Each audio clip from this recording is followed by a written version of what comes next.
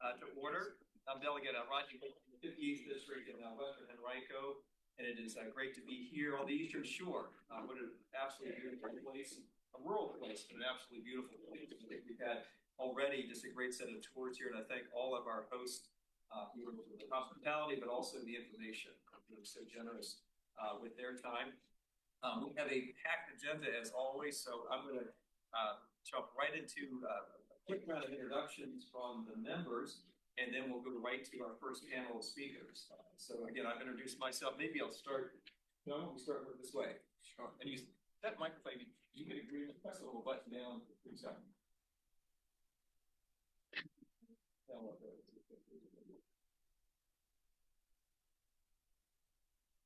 There you go. There we go.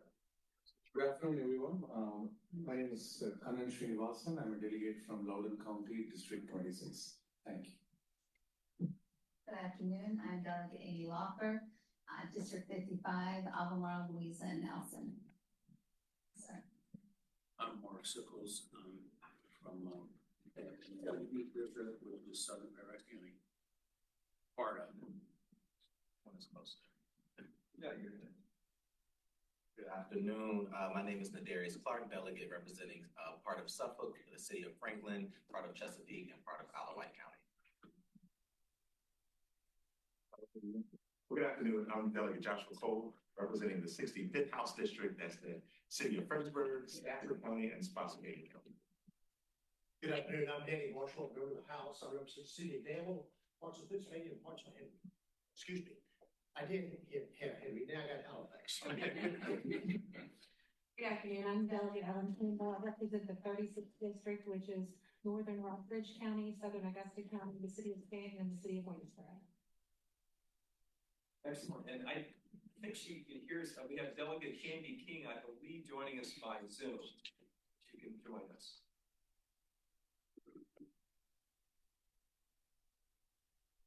I know she's out, the kids are here, but we'll get her. I'll introduce Candy. And then Delegate Otto Waxman is also with us. He was with on the tour earlier. I think he'll join us in a moment. So with that, we're going to kick it right to our first panel. And I'm so delighted. I'm going to have Sarah Stanton lead the show here, who, of course, is the Executive Director of the Joint Commission on Healthcare. And we're making her do double duty this week because she's doing this panel and turning right around and running that meeting with a number of presentations. But we've got a great group of speakers here, and I really appreciate all of them joining us today. Well, thank you, Delegate Willett and members of the committee. I will be pretty quick because I know we have a full agenda. I'm going to walk through an overview of just current trends in obesity and diabetes in Virginia and give you some information about the results of the Joint Commission's 2023 study of obesity prevention and treatment strategies. Then I'm going to turn this over to our experts who will be able to give you a lot more information we'll have for you. So let's see if the clicker works. Okay.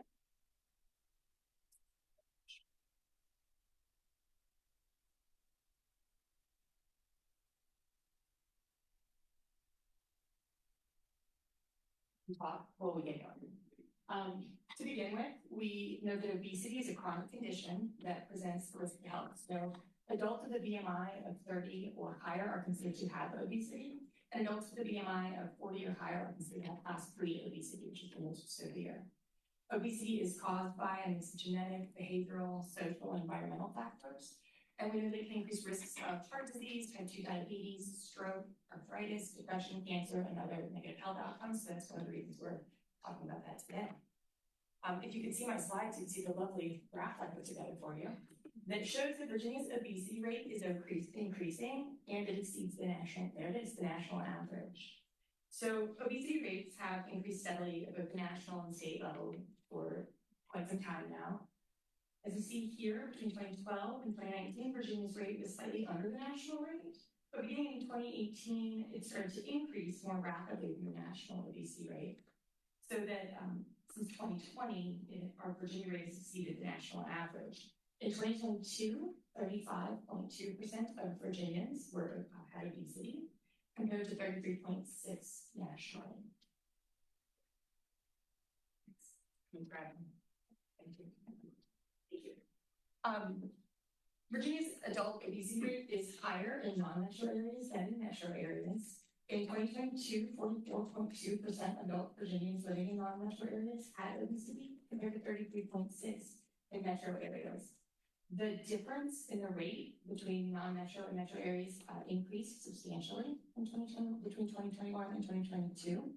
In 2021, 40.8% of adult Virginians in non-metro areas had obesity, compared to 44.2% in 2022. In the same period, the number or the percentage of adults in Virginia's metro areas with obesity increased from 33.1% to 33.6%. So we see a difference in rates of obesity and the growth in those areas. All right, we'll catch up down. So obesity is a major risk factor for type 2 diabetes. It's one of the reasons we're concerned about it. Type 2 diabetes can cause damage to organs and blood vessels, nerves, resulting in things like blindness, kidney failure, heart disease, stroke, and related complications. We know that interventions that lead to weight loss can prevent or delay the onset of type 2 diabetes. Let's go 2 at a time. So Virginia's diabetes rate is increasing and exceeds the national average, just like what we saw with the obesity rate. The percentage of Virginians with type 2 diabetes diagnosis was similar to the national rate for years, but following a dip in 2013 and 14, it began rising. And since 2019, Virginia's type 2 diabetes rate has exceeded the national average. In 2022, 12.8% of Virginians had a type 2 diabetes diagnosis in their lifetime, compared with 11.5% nationally. As we saw the obesity rates, Virginia's non-metro areas are more likely, Virginians in non-metro areas are also more likely to be diagnosed with diabetes. In 2022, 17.3% of Virginians in non-metro areas had a diabetes diagnosis, compared to 12% in metro areas. The rates of change in those two areas are sort of the inverse of what we've seen before. Between 2021 and 2022, we saw a quicker growth in the rate of diabetes in metro areas versus non-metro areas.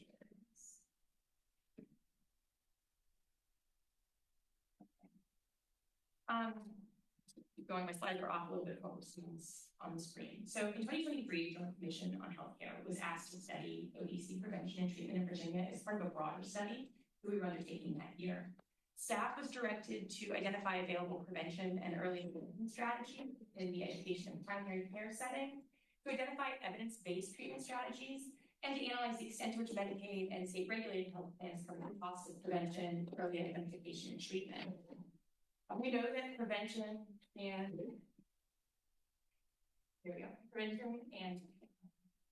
early intervention are critical to reducing the impact of obesity. We found that primary care providers in Virginia appear to be consistently screening adults and children to identify those who are obese or at risk of obesity, consistent with guidelines. We also found that Virginia's K-12 curriculum incorporates evidence-based strategies to help students make healthy choices to avoid weight gain.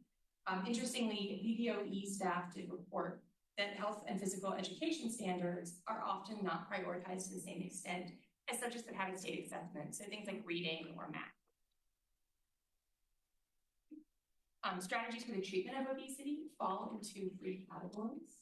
At the sort of least intense end, we have behavioral interventions, which are weight loss programs that promote healthy diet and increase physical activity. These are generally recommended for adults and children with excess weight. In the middle, we have pharmacotherapy. These FDA-approved weight management medications are generally recommended if patients fail to achieve sufficient weight loss despite behavioral interventions. And at the most intense end of the spectrum, we have bariatric surgery. These surgical weight loss interventions are recommended in cases where behavioral interventions and perhaps pharmacotherapy have not been effective and may be reserved for patients with high risk of complications.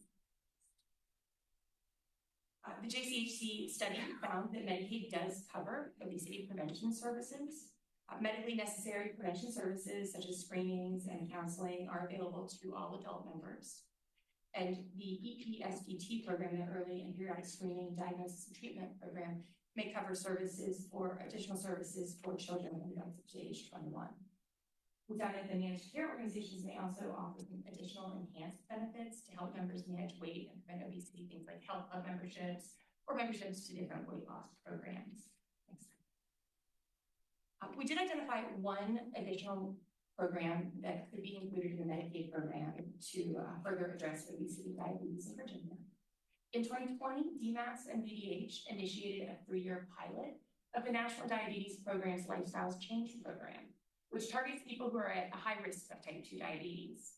The pilot program was successful in delaying the onset of type 2 diabetes by helping members adopt lifestyle changes that led to a modest weight loss. So the commission found that expanding access to that program could help address obesity and diabetes among the Medicaid population.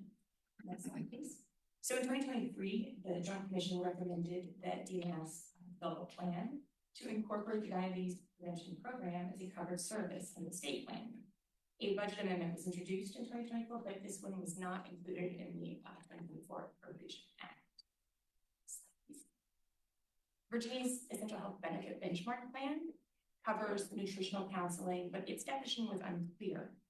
The nutritional counseling is a service that includes several different types of services, it's an umbrella term, and it may be provided as a preventive service or as a behavioral intervention for the treatment of obesity. The 2025 benchmark plan will cover nutritional counseling, but did not define that service, and the lack of definition could lead to inconsistent application across plans, ultimately limiting access to this service. Thanks. The JCHC recommended that the Health Insurance Reform Commission and the Bureau of Insurance define nutritional counseling in that benchmark plan. A budget amendment was introduced during the 2024 session and was included in the Appropriation Act. It directed BOI to seek guidance from CMS regarding the definition of nutritional counseling to make sure that Virginia's definition was consistent with federal guidelines and determine whether we were providing that benefit in accordance with the federal guidelines. So BOI reported back in September that they had sought that information from CMS, and that CMS had advised that the definition of nutritional counseling should be consistent with established guidelines. CMS encourages states to define covered services consistent with guidance of organizations that are charged with with providing the recommendation for specific care services. Virginia tends to rely on the recommendations of the U.S. Preventive Service Task Force. The USPSTF recommendations identify the specific services that constitute nutritional counseling. Those are things like various screenings for adults and children, screenings for diabetes, type 2 diabetes, prediabetes, and offering connections to behavioral health interventions or behavioral interventions for obese, treatment of obesity.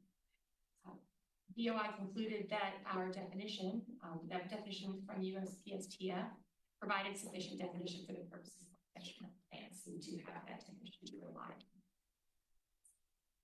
on. BOI also reported that coverage of nutritional counseling was consistent with federal guidelines. So Virginia's benchmark plan covered nutritional counseling as a preventive benefit and provides coverage without cost sharing requirements as required. We also provide coverage of nutritional counseling for treatment purposes when it's medically necessary, again, consistent with the federal guidelines. Those guidelines do permit payers to impose requirements related to cost sharing, so we may see those in Virginia. The JCHC study found that insurance coverage for medical nutrition therapy, a separate type of nutrition-based therapy, is limited. MNT is a nutrition-based behavioral intervention for treatment of a number of conditions, which does include obesity. Coverage for MNT as a behavioral intervention for diabetes is required as a state-mandated benefit. However, coverage of MNT for other conditions like obesity is not required, and therefore insurers may decline to cover the service or may impose service limits.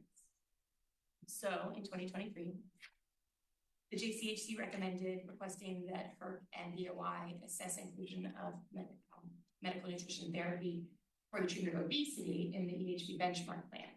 A letter was sent to BOI and HERC requesting that assessment, and we have received feedback indicating that the Bureau, the Essential Health Benefits work group that the Bureau has had a meeting over the summer, will include an assessment of MNT for the treatment of obesity in its report out in the spring. Following that report, HERC will determine whether to include this service. Medicaid does cover medical nutrition therapy, but subject to some limitations. It is covered as a behavioral intervention for treatment of all adults with obesity or certain other specified conditions. But Medicaid does impose annual limits on the service, restricting the number of units that a member may receive in a calendar year. It is possible that those annual limits could limit access to the service. In 2023, the Joint Commission recommended that DMAS remove limits for medically necessary medical nutrition therapy. A budget amendment was introduced, but this one was not included in the final appropriation. Moving on to the more intense types of interventions we may see for the treatment of obesity. We found that coverage for weight management medications is limited. First of all, the EHB benchmark plan does not cover these medications. And as you'll hear much more about today, effective July 1, Medicaid will cover GLP-1 weight management medications only for individuals with a BMI greater than 40 or 37 with comorbid-related conditions. In 2023, the Joint Commission had recommended requesting that HERP and BOI assess inclusion of medically necessary weight management medications in the EHB benchmark plan. As we just talked about with medical nutrition therapy, a letter was sent to BOI and HERP requesting that assessment. That review will be included in the report this spring, and then we will have evaluation for the HERP will include that. 2 slides. Coverage for bariatric surgery is similarly limited. Medicaid will cover bariatric surgeries only if the individual has a BMI greater than 40 or 37 with a comorbid condition, and the obesity is continued despite its supervised interventions. The EHB benchmark plan does not cover bariatric surgery, and at the time of this report, in 2023, less than half of the individual and small group plans provided coverage even when medically necessary. So once again, as with the previous policy options, the JCHC recommended requesting that HERC and BOI include coverage of medically necessary bariatric surgery in the benchmark plan. A letter was sent to BOI and HERC, and we will await their report and final decisions. And that concludes my overview of what we have looked at in the past couple of years. And I will turn this over to our experts. I believe Dr. Wolver will be speaking next, and she's joining us by Zoom. Excellent. Thank you, Sarah, and looking forward to hearing from Dr. Wolver.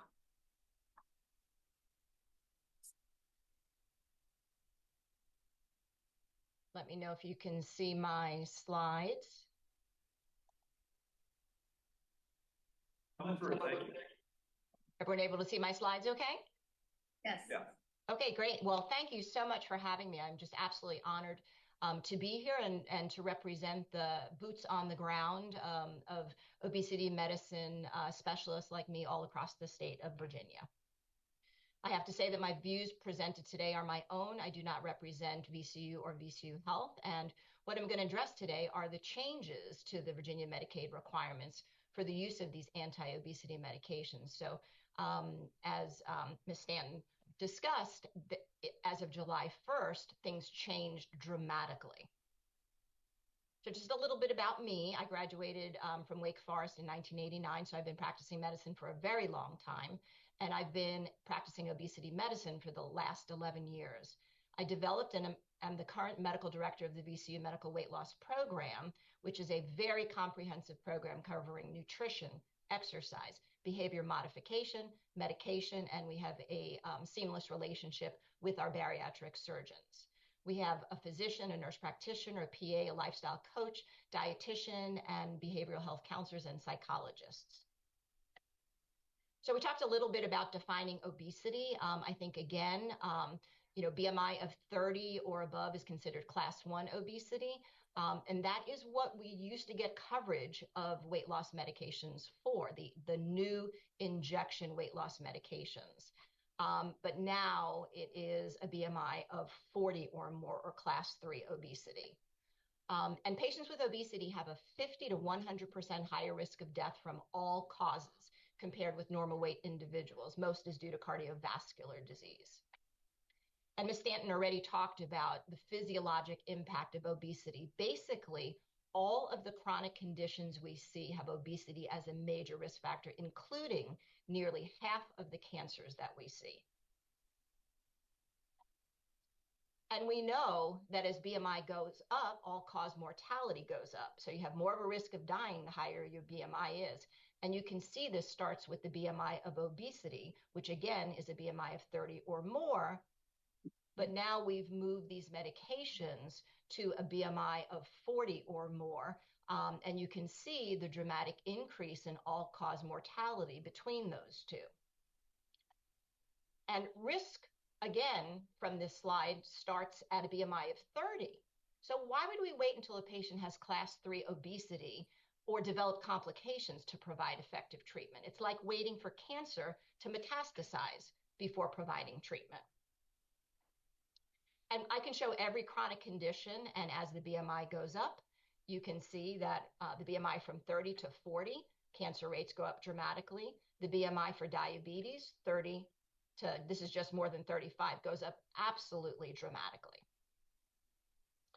And this is a slide about the economic burden of this. So forget about what this is doing for just the patient, for society. The higher the BMI, the higher the cost to Medicaid, the higher the cost to our entire economy. And when we talk about the management of obesity, there are many different organizations that talk about the management of obesity, and they all have lifestyle modification as the baseline.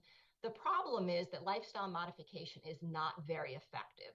You can be expected to lose about 5% of your body weight, but most will regain it within a year. So that's why pharmacotherapy, medications are very important. So the recommendations of all of the societies for organizations that treat obesity are to start weight loss medications at 27 if a patient has a comorbidity like diabetes, high blood pressure, sleep apnea, fatty liver disease, arthritis. But if they don't have any of those comorbidities, then you would start at a BMI of 30. So this is what is evidence-based. And we have lots of drugs to treat obesity. So on the top here, you have oral medications. And if you look here, this gives you an idea of these different medications and how much weight loss can be expected. And here I've divided, these are the oral medications on the top and the injection medications. Now you can see some of these combination therapies actually have very effective weight loss, but Medicaid doesn't cover them. So we are looking at either these oral medications, which are either stimulants or a fat blocker, compared to these injection medications. And you can see that they're not even comparable. And if we look at the injection medications, we can see an amazing increase in the efficacy of each of these medications. So liraglutide, which is Saxenda, is not very effective. In fact, even less effective than one of the combination oral medications. And then you have semaglutide, which is Wegovy for obesity, and tirzepatide, which is Zepbound for obesity. And you can see the dramatic weight loss you can have with this medication, approaching that of weight loss surgery, actually. So we in the field of obesity medicine consider these to be long-term medications, just like medications for other chronic conditions. So if you take the medication away, the condition will recur. So we don't put people on blood pressure medications for 3 months and then take them off and see what happens. And again, all the organizations that treat this condition say, like here's the American Association of Clinical Endocrinology, that they recommend long-term use of anti-obesity medications in conjunction with lifestyle intervention in the appropriately selected patients. And here's what the evidence shows. When you stop medication, this was one of the studies from Wegovy, when you stop the medication, you can see a rapid weight regain. So going back to the new, starting in July of this year, Medicaid guidelines. So prior to July 1st of this year, they actually followed the evidence-based recommendation. I was thrilled to be able to offer my most vulnerable patients really effective help with their weight. But the current recommendations, the current requirements are not evidence-based. They contain bias. I must actually attest that the patient's obesity is quote unquote disabling and life-threatening. I do not have to do this for any other condition I treat. And like I said, I've been practicing medicine for almost 40 years. I have no ability to do a peer-to-peer like I can with other insurance companies to make the case for my patient, because not every patient fits in a black box. So it disregards my expertise practicing obesity medicine for 11 years. And there's no consideration for weight maintenance. The current guidance says that you need to continually lose 5% of your body weight for each renewal request. So that means either you have to keep getting thinner and thinner and thinner past where we would even want a person to be But you're not allowed to stay at the same weight because you will not get your medication renewed, which again should be considered a long-term medication. So for the oral medications, they actually list 5 comorbidities that are permitted to use this medication for the patients that have the lower BMI of 27. However, they say that you're required to stop after 6 months, for 6 months. So for 6 months, you'd be on no medication at all before you can request another prior authorization. Now, it is true that stimulant medications like phentermine are only FDA approved for 12 weeks, but in combination therapy, they're approved for long-term use. So obesity medicine specialists do not use these medications for 6 months and then stop for 6 months. Again, that's not evidence-based. So let's talk about the injection medications, because that's really what the issue is. These are very expensive medications, and I fully recognize that. Now, even though for the oral medications, I'm allowed 5 comorbidities, for the injection medications, I'm only allowed 3, which is diabetes, high blood pressure, and high cholesterol. So that's not evidence-based at all. The BMI requirement has increased to the highest BMI class, remember 40 or above, but they are requiring me to use the least effective injection medication. And the prior authorization says more than 40, I think they probably mean greater than or equal to 40 and greater than equal to 37, but they have only greater than. So these injection medications, Wegovy specifically, actually has a cardiovascular indication as well that was FDA approved earlier this year. But the PA for Medicaid says that if you're using it for this indication, it can only be prescribed by cardiology or a vascular specialist. First of all, I'm not sure what a vascular specialist is. Now, the requirements for this cardiovascular indication that a patient has had a heart attack or a stroke or who has peripheral vascular disease, which means their limbs don't get enough blood flow. Primary care doctors and obesity medicine specialists see patients with these conditions all the time who are not seeing other specialists. So what this is going to mean is that even though it may not be medically indicated, I'm going to have to send these patients to very busy cardiologists so that they can prescribe this very effective medication. Excuse me. And if stroke is an indication, there's not even a person who could prescribe it because they'd generally be seeing, again, a neurologist or a primary care physician. So I'm not sure who can even prescribe for that particular indication. It also says on the prior authorization, no prior diagnosis of diabetes. So they wouldn't approve the medication if the patient has a prior diagnosis of diabetes. I'm not sure where that came from or what that means. There are a lot of additional questions that remain in my mind that I really don't have answered, and I would like clarity on from Medicaid. So does a patient who is prescribed an injection medication with the old prior authorization prior to July 1st, do they now only have to meet the new requirements? So the old prior authorization said that the patient needed to meet initial criteria to renew, which was really not, again, an evidence-based recommendation. If a patient starts with a BMI of 34 with the old prior authorization, remember the old prior authorization, they only needed a BMI of 30 or more, but they've lost 5%. Which one are they going to honor? Are they going to be authorized to continue? What if we need to switch from one GLP to another for side effects? So remember, they requesting that we're using Saxenda, the least effective, but generally also with the most side effects for the first 6 months. So if they don't have I believe it's a 10% weight loss at the end of 6 months, and you can switch to one of the other GLP-1s, one of the more effective ones. But what if one of them and I need to switch them to another because they're having side effects? Which criteria are they going to require? Is that going to be an initial criteria again? I just don't know. I'd like clarity on that.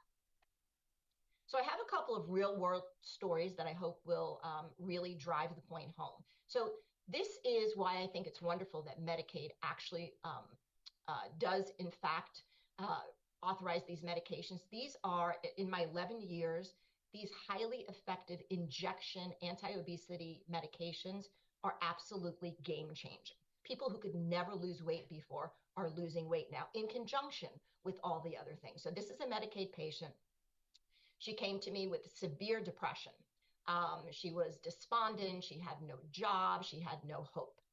Since working with me, she's lost more than 100 pounds. She was on an insulin pump for her diabetes. She completely got off of her insulin pump and all of her insulin completely.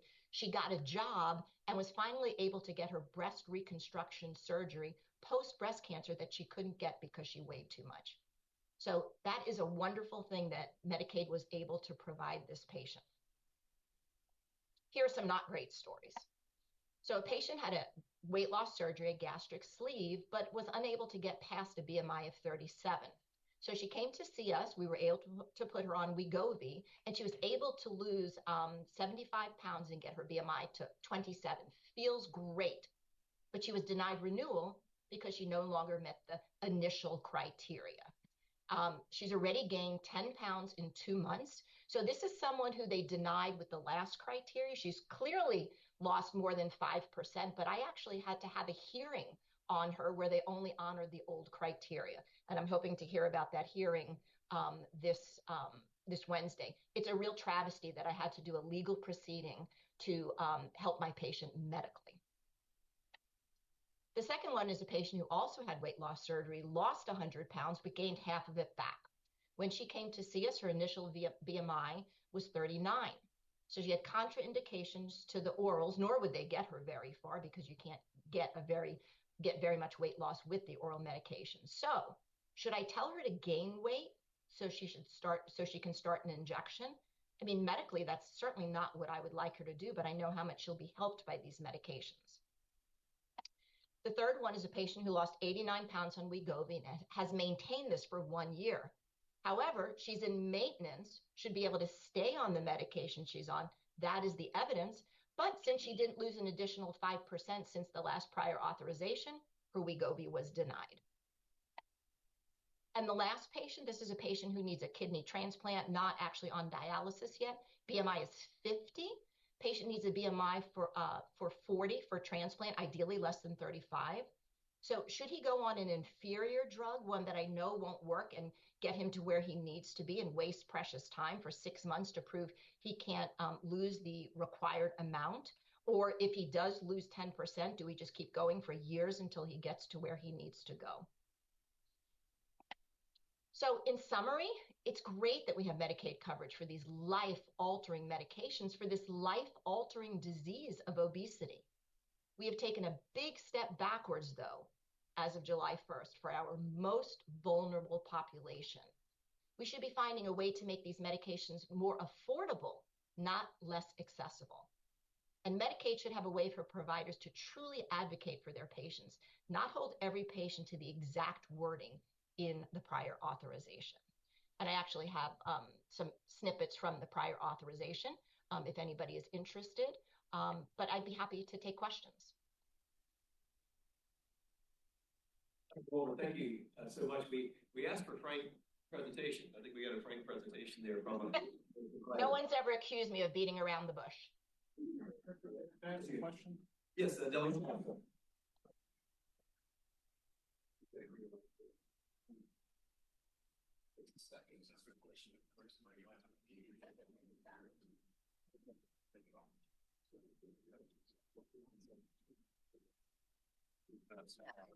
Thank you. I'm trying to learn technology on the fly here.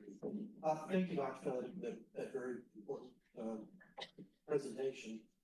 I'm a pharmacist, and I'm just curious. I'm hearing from a lot of my colleagues in the field that when these medications aren't covered, often they're followed by an audit from the third-party insurance several weeks later. And if they find one little small thing wrong with that claim, they will reject that claim, claw that money back, and it's costing them thousands of dollars. I did not know if the medical community was aware of that. Are you talking about private insurance? Are you talking about Medicaid? All of the above. So I think what you're referring to is when these medications first came out, they of course were initially approved for diabetes. And when they started to see how much weight people were losing, they all went for additional FDA indications for obesity. So each of those 3 drugs has an indication for diabetes, which was first, and then for obesity. As I mentioned, Saxenda and Victoza for diabetes was not all that effective. It wasn't really until we started seeing people on Ozempic for diabetes that we were all pretty shocked at the amount of weight loss and how patients were able to then follow the lifestyle recommendations because they weren't having all of this food noise, and we were watching them get healthy and move more and their lives change. So many of us in the field actually started prescribing Ozempic off-label for obesity. And so we would write, that the patient, if they had prediabetes, if they had metabolic syndrome, we would, PCOS, these are all insulin resistant diseases, we would put that indication, and originally they paid for quite some time. Now, there have been some obesity medicine providers who now the insurance companies say, well, you lied, the patient didn't have diabetes and we want our money back. But nobody that I know has ever lied. I mean, if they did, they should be liable, saying someone has diabetes when they don't. We said exactly what the patient had, and they covered it for a very long period of time until the medications for obesity started coming out. And also because we started seeing tremendous shortages of this drug. So I think that's what you're saying. I've been prescribing these medications for years, and none of the private insurance companies have the requirements that Medicaid now have. They all follow the original requirements of a BMI of 30 or more, or 27 with a weight-related complication. And they also allow patients to be on the dosages that each one of the different drug companies have authorized for maintenance. So never will they take it away when a patient has achieved a wonderful weight loss. I have never had it taken away from anybody, but if the patient has Medicaid. Mr. Chair, if I might add that might be a little bit more investigation on the pharmacy side. I'm aware of pharmacists that, yes, did fill it. There was written on the prescription was for diabetes. Later, there was an audit. They went back to the medical record of the medical physician who wrote it, determined that it was not correctly billed for diabetes, and they were clawing back those numbers from those pharmacies. And it doesn't take but a very few of those claims to add up to the thousands of dollars. They were also getting hit with the day supply issue. The plan may only allow a 30-day supply, but the way that these are dosed, it may have been a 35 or 40-day, and the pharmacy sets their system up to allow the fill every 30, and they fill one in 31 days instead of 34. And there's a lot of difficulties with this process on the pharmacy side about them getting clawbacks for these very expensive drugs. I just wanted to mention that there's a little bit more to it than that. Thank you. Delegate Clark. Thank you, Mr. Chair. I have one question. First, thank you for this presentation. This has been wonderful. But with some of the medications, with the medications that you're prescribing, are they being paired with living a healthy lifestyle, working out, eating right as well? And do you help them make that plan on top of their medication?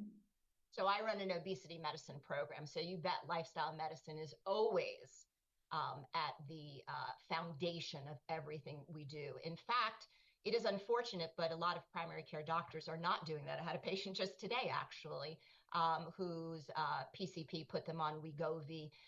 They're eating junk food all day long, and I told her that I would not continue it until she learned how to eat a healthy lifestyle, and then we would absolutely pair it because we're looking for long-term health, not weight loss. I'm actually speaking at the end of the month at the American College of Physicians Virginia meeting about how to do this at a primary care level in a safe and effective way. But that actually brings to another point. I am a specialist. This is what I do day in and day out and have for 11 years. I'm board certified in obesity medicine. And so I feel that, I should have some type of different relationship with Medicaid than a primary care doctor. And I actually do from within my own health system. I can prescribe these medications without a prior authorization because they know the program that I have the patients in. And there are more and more obesity medicine physicians, my colleague at UVA, that would love to have our voices as part of the solution because we want patients to be helped and we want our most vulnerable patients who need it the most. And we've seen over the past year or two that Medicaid has allowed this, the transformation, I mean, that patient went back to work and has become a really productive member of society and helping other people to lose weight. I want to be able to provide that for my patients. Thank you. And I had one follow-up.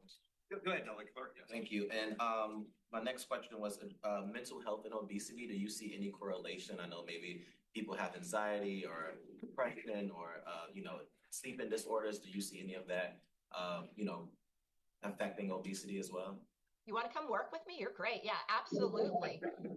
That's what we do here. We screen when patients come to see us initially, they fill out 10 pages of paperwork in addition to their past history with eating and past diets they've been on and who do they live with and who cooks and what do they think the issues are. We screen for depression and anxiety and childhood trauma, and we screen for sleep apnea. We screen for the stress in their life.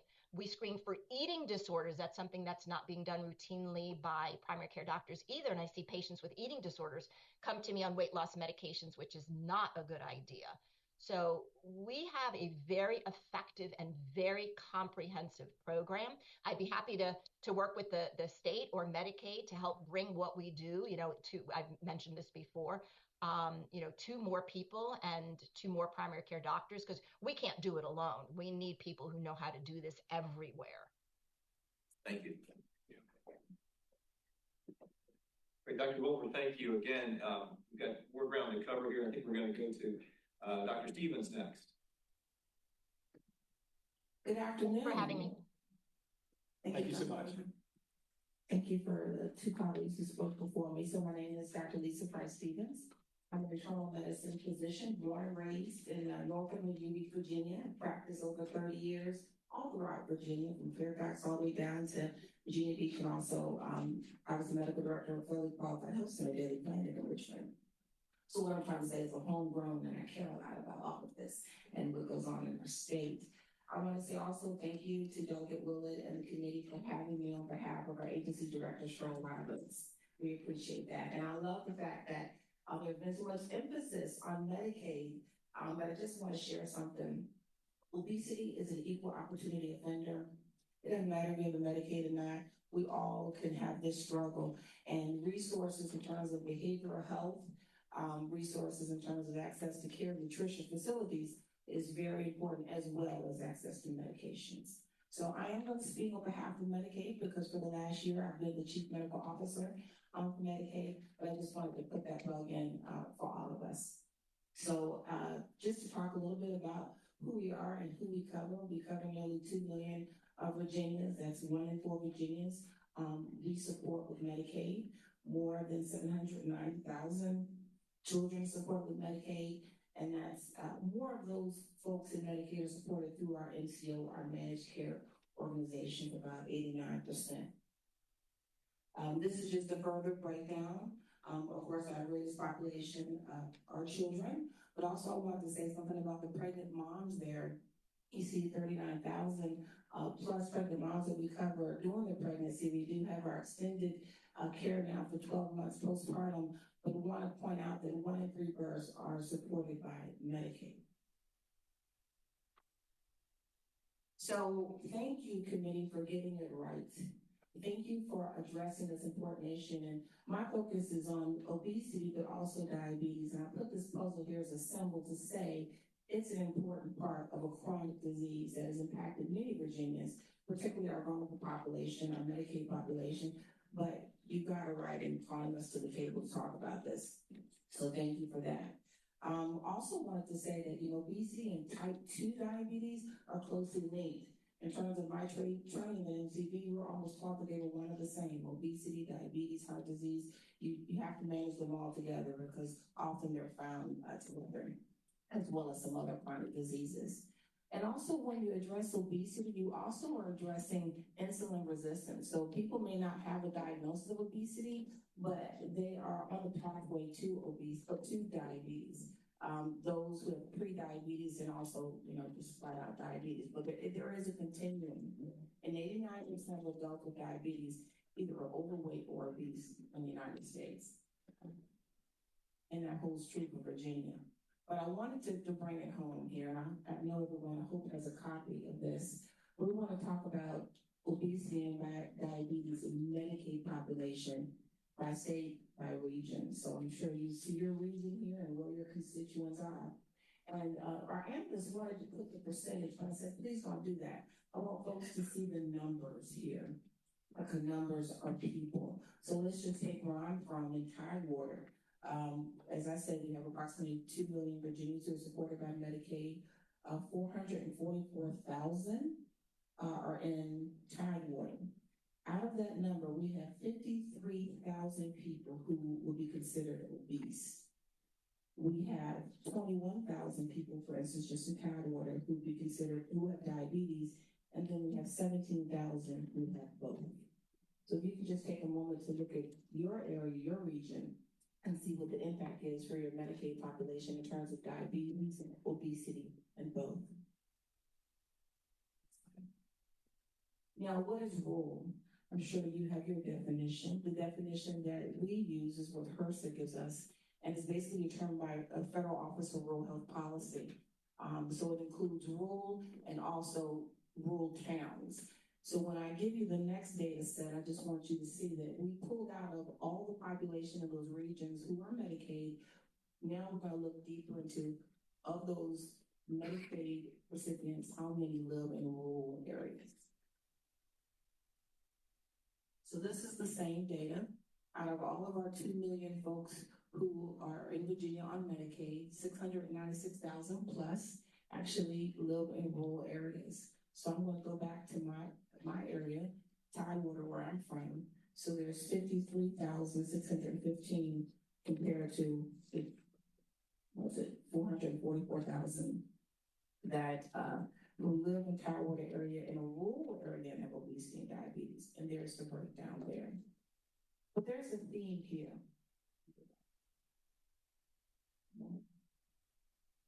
If I had the percentage of people who had diabetes and obesity in each region, it'd be about 4%. I could say 4% of people, whether totally in all the regions, have diabetes and obesity. Then let's go back.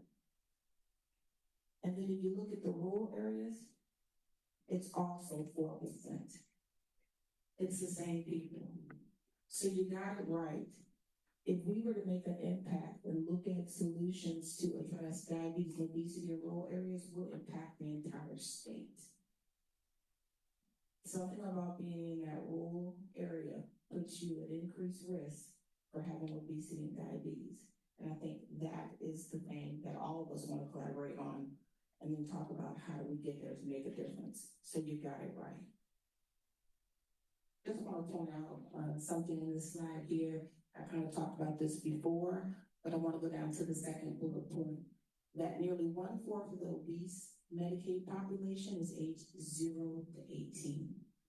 So when you think about your interventions and how we can make a difference, that's the population you may want to consider that could actually make an impact for generations to come, 0 to 18.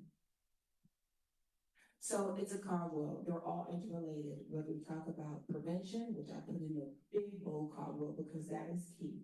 Prevention, so we don't have to rely on medications and other interventions and send someone to a specialist. Let's get there ahead of time. We already know the age group we want to focus on.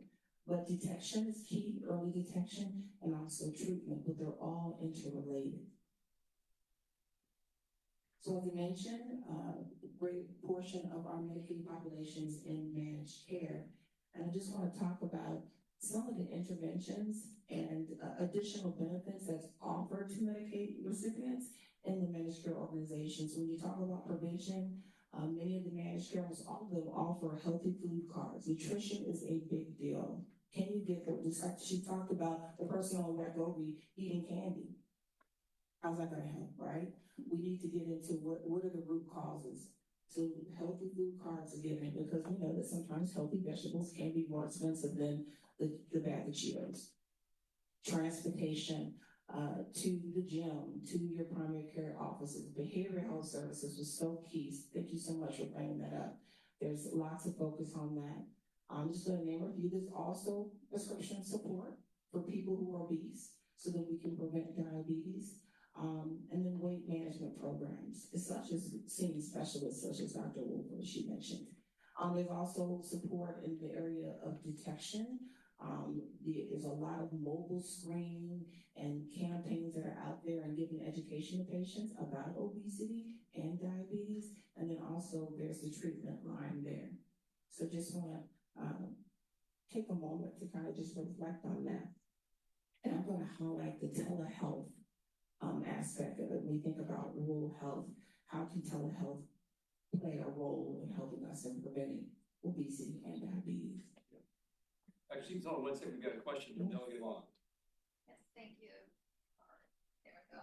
Thank you for this presentation. When you were talking about healthy food card, are you saying that there is a program? What is that exactly? So there are programs where you can get food cards, gift cards. Okay, and it's an actual yeah, card. it's actually a gift card, and you can go buy food. Okay. Many of the managed care, they have restrictions, like this card didn't work if you're trying to buy alcohol or tobacco, things like that. But they're healthy food cards that they can get monthly. There's healthy reward programs as well. If you go in and get your physical, or we know you're diabetic and you get your certain lab work that helps you, then here's a reward card for that. We don't always want to have that dangling carrot, but we know that life is real, right? And that sometimes you may have difficulty with access to those food sources. So this is a help along the way. Thank you for that question.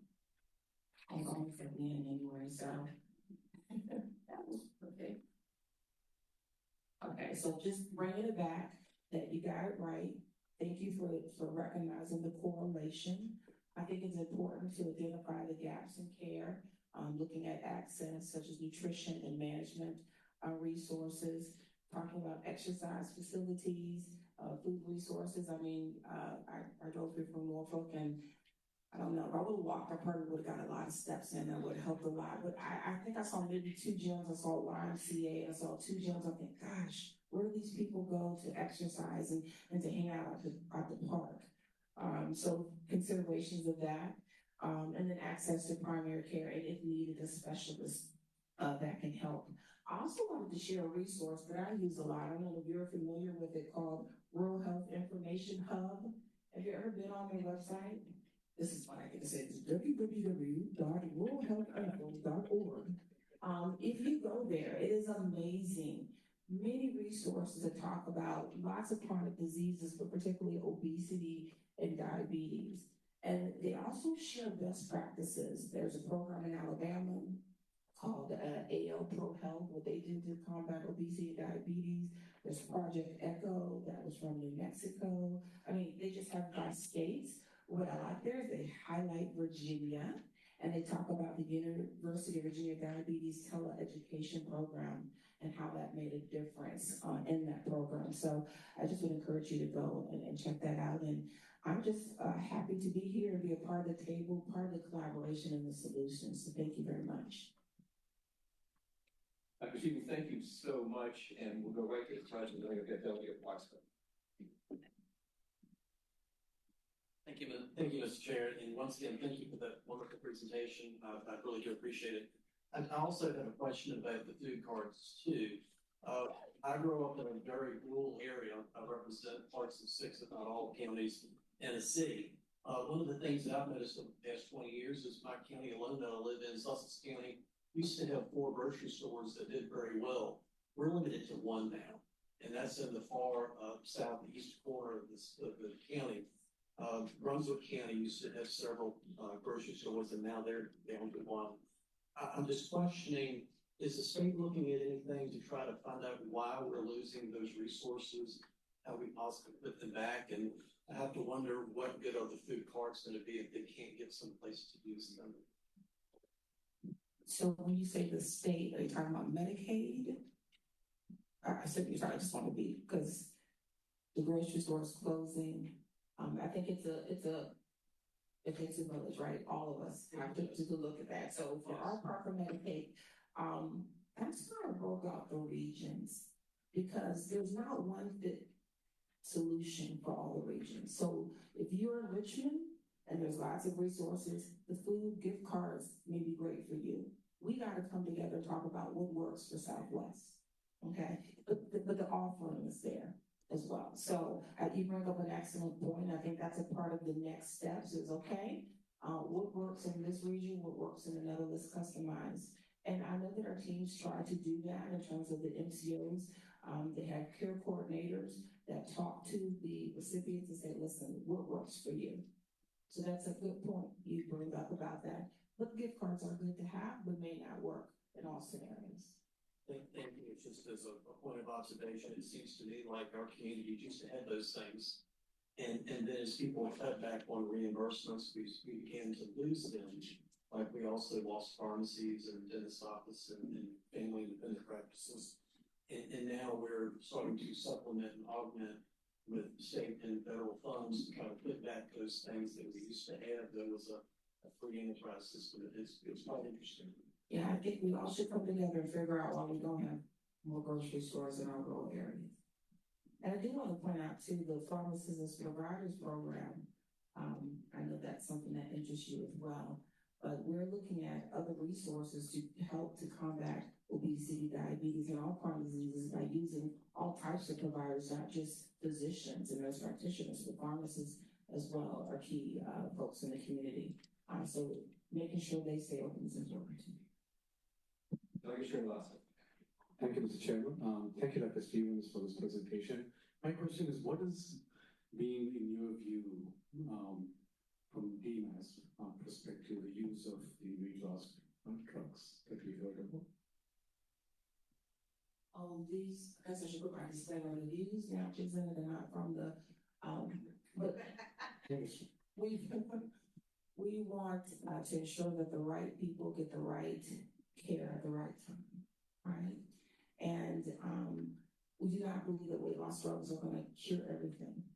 Why go we eating Cheetos is what we're talking about. But we do believe that it's right for some people. On the foundation of behavioral health, understanding the relationship with food, access to exercise, all that, it has to be the foundation.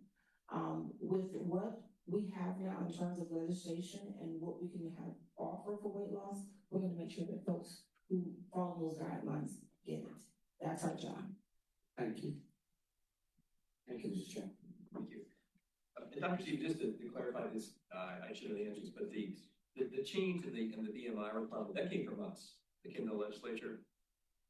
I'll turn my head to the side and smile. Yes, it did. Yeah, question from delegates. Well,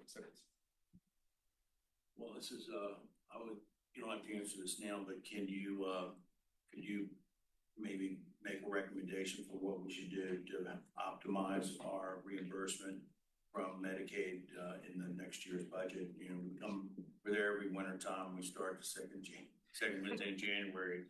And if what we're doing now is not effective or, you know, we're looking for advice from experts. So if you could look at that, what changes ought to be made. You know, the governor submits his budget on December, you know, mid-December. Maybe you could convince the administration that we need to change what we're doing if you're not satisfied with it. Yes, sir. And otherwise, we're going to be out on our own again, trying to figure out how not to bankrupt the state. Thanks. Yes, sir. And my comment is always, if these drugs cost a penny, we would be talking about it right now. So where do we need to maybe collaborate more?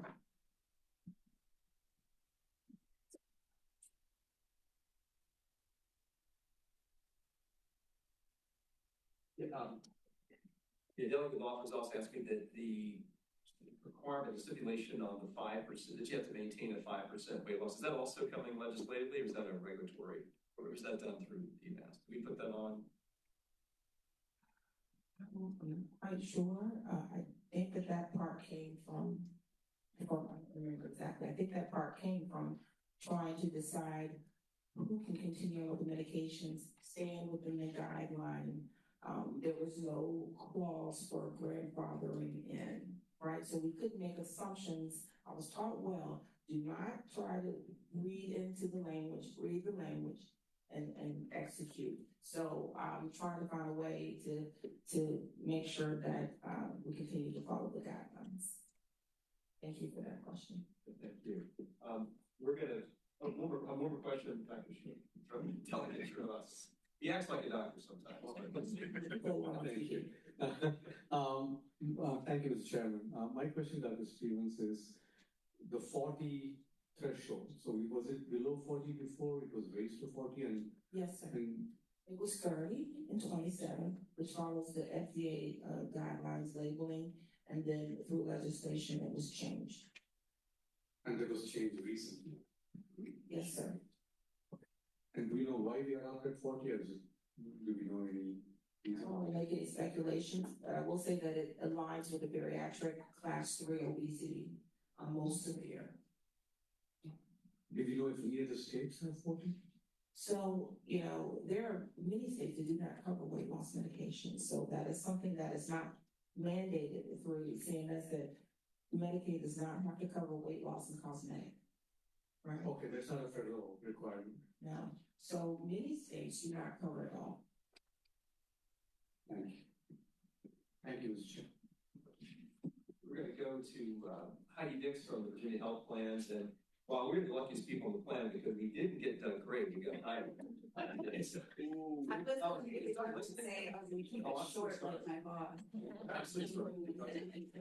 But thank you to the committee for having us. This is a really important topic. We deal with it all the time. Every day I'm talking about this, and I'm glad we're discussing it.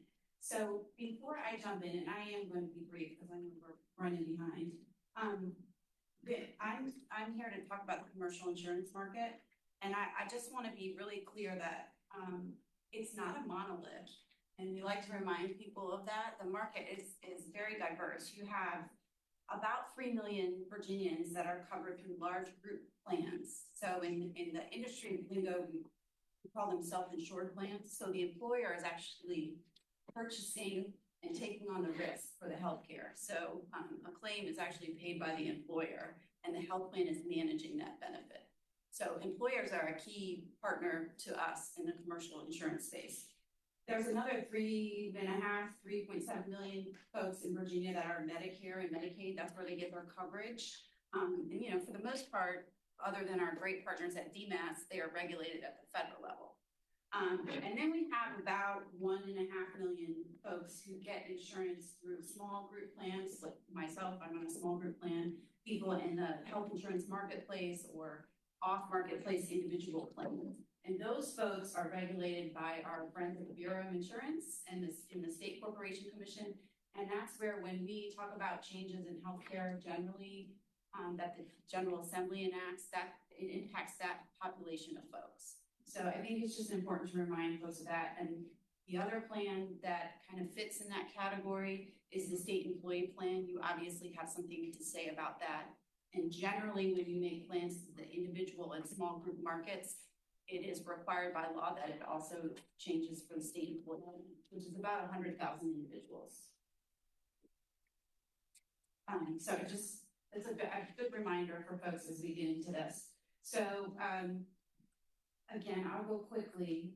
As Sarah mentioned, when you talk about wellness, weight loss, prevention programs, nutritional counseling programs, the mandated essential health benefits benchmark plan that we have in Virginia, it does require us to provide medical nutritional therapy, which is a specific clinical service offered by a registered dietitian for individuals with diabetes. It does not require that it's offered to folks with obesity. We obviously have co-occurring folks, but it's not, you know, one-to-one. There really is no other mandate other than the nutritional counseling, and I know the Bureau has been working on defining that. Many employers that offer large group plans in the commercial market, you'll see have wellness programs, nutritional counseling, a variety of programs. The bigger the employer, the more of those types of programs you're going to see. So that's an area where there's a lot of heterogeneity. I didn't say that right, but you know what I mean. Today's. Bariatric surgery is another area where there's a lot of variety. As Sarah said, a minimal number of plans in the small and individual market cover bariatric surgery, and it always has to be medically necessary. It's significant surgery. It's, you know, not many people can do the treatment and then, leverage it. It's a difficult surgery. And then similarly in large groups, you're going to see a variety of different types of coverage. Always has to be medically necessary. So the weight loss medications, including the GLP-1s, the Wegovy, the Ozempic. So things have shifted in the last year or so, and you were hearing some of that even with the Medicaid discussion. There's no disagreement in the medical or the insurance or the Medicaid community that these are life-changing medications. We all have our personal stories of someone we know ourselves. But the reality is it's a very costly medication right now and for the foreseeable future.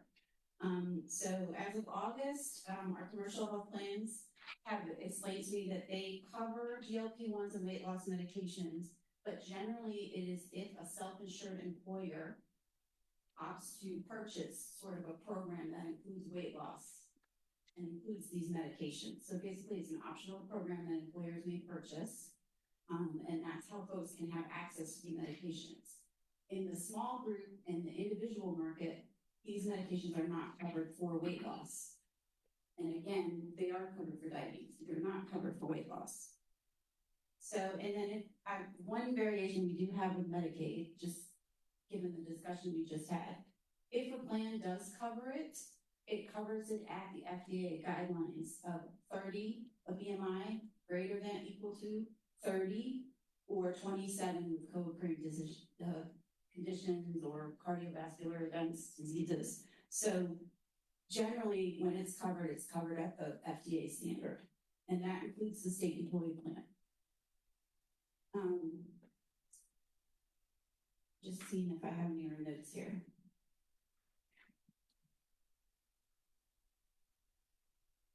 I think that's it. I said I would keep it short in a minute. Thank you so much. Delegate Sickles had the question. Well, I just want to understand what you just said. So there is a difference between the state employee plan and what we provide in Medicaid now with the recent changes. Yes. And you had said earlier in your remarks that you try to keep the benefits the same between what? No. With small group. Sorry, I didn't mean to interrupt. Go ahead. No, please. So generally, there's actually a piece of statute that you all have enacted. Sorry, I can't see. So if you require a mandated service, Health Insurance Reform Commission, say mandated service or a benefit. Fully insured plans. Right, for fully insured small and individual plans, it also has to be covered in the state employee plan per the code. Yeah.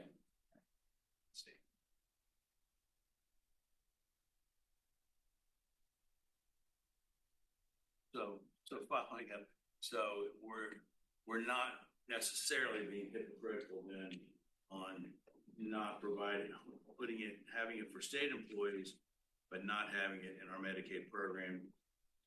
Maybe that'd be good policy, but we don't do that. Right? We have a different policy for use of GLP-1 drugs. Okay. You have a different policy for the state employee plan compared to Medicaid. Yeah, that was my original question, and thank you for that. Okay, that's concerning to me. Thanks. It's Delegate Waxman. Thank you, Mr. Chair. I just wanted to make sure that I'm clear. There's a difference in the criteria for the commercial plans than the Medicaid plans, excuse me. But the commercial plans is an add-on and it's not an automatic coverage, is that correct? That's correct. So an employer would have to purchase it. So, Dr. Wolver, she was talking about folks that come in that have commercial coverage. Those folks have an employer who's purchased a program or something for them, or, even a year or 2 years ago, it was different, and she was explaining. Okay, so it depends, it's different depending on if an employer opted to buy the optional coverage versus stick with the standard. Thank you, Mr. Chair. We haven't opted, but I'd say the delegate, we have chosen to provide it for our running boards. Yes, sir. That's what I'm doing. Mr. Chair. Yes, Delegate Srivastava. Thank you, Mr. Chair. I have a clarifying question. So when we say GLP-1s are covered for patients with diabetes and not for weight loss, and we know some may have both, but if someone has diabetes and they're prescribed GLP-1 and they fall in any one of those spectrum of BMI, they still get this medication, right? They still get this medication. That's right. There's no risk. There's no BMI. You have diabetes and now there are other diabetes medications that guidelines may say you want to use before GLP-1s, but that's changing rapidly. This is new, right? But if you have diabetes, you can get a GLP-1 medication, most likely. Prescribed. And no one's asking. As the first line of medication. It depends. There's evidence that has not put that first line for everyone. If you're diabetic and you're not overweight, maybe metformin will be better for you. So there's criteria, evidence-based, right? But you can get GLP-1 medications. Dr. Moore was talking about some GLP-1s work better than others. So I may want that one, even though this one also shows weight loss, but I want that one because there's more weight loss. So there's that kind of thing that you have to contend with. But as a diabetic, you can't. And Wegovy just received a third indication for cardiovascular risk reduction. CVD, yes. So there's going to be a group of people who now have access that didn't get it just based on obesity and don't have diabetes. So, there's going to, and with the Wegovy for cardiovascular risk reduction, it does follow the FDA BMI standards. So it goes back down to the 30 and 27, opposed to if you're just getting it just weight loss, then there's a different criteria. Thank you. Thank you, Mr. Chair. Clear as mud, I must say. Well, thank you all. Thank the entire panel. This is extremely helpful. We're going to be talking about this issue. I say we, that's this group, but obviously there are other groups. It's a evolving area, absolutely. I think we're trying to do our best here, but obviously we're seeing huge benefits from the drugs. It's not just about the drugs, but it's certainly an important part. So thank you very much to all of you. In the time, we're going to pivot right to our next presenter. We are to parts of partnership. Since I know Amy very well, known her for a couple of decades, I can start as she's walking up, give her an introduction.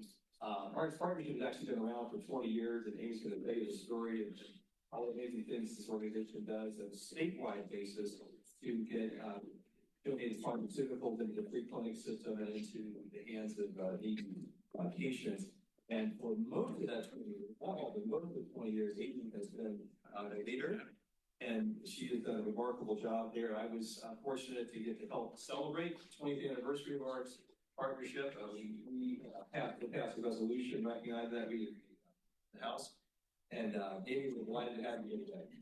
Thank you so much. I really appreciate the chance to talk to you about ARC's partnership, and I also have designed my slides to kind of tie in a bit with the prior speakers' information about diabetes and GLP-1, and just kind of continue that conversation when we talk about the underinsured and uninsured in Virginia.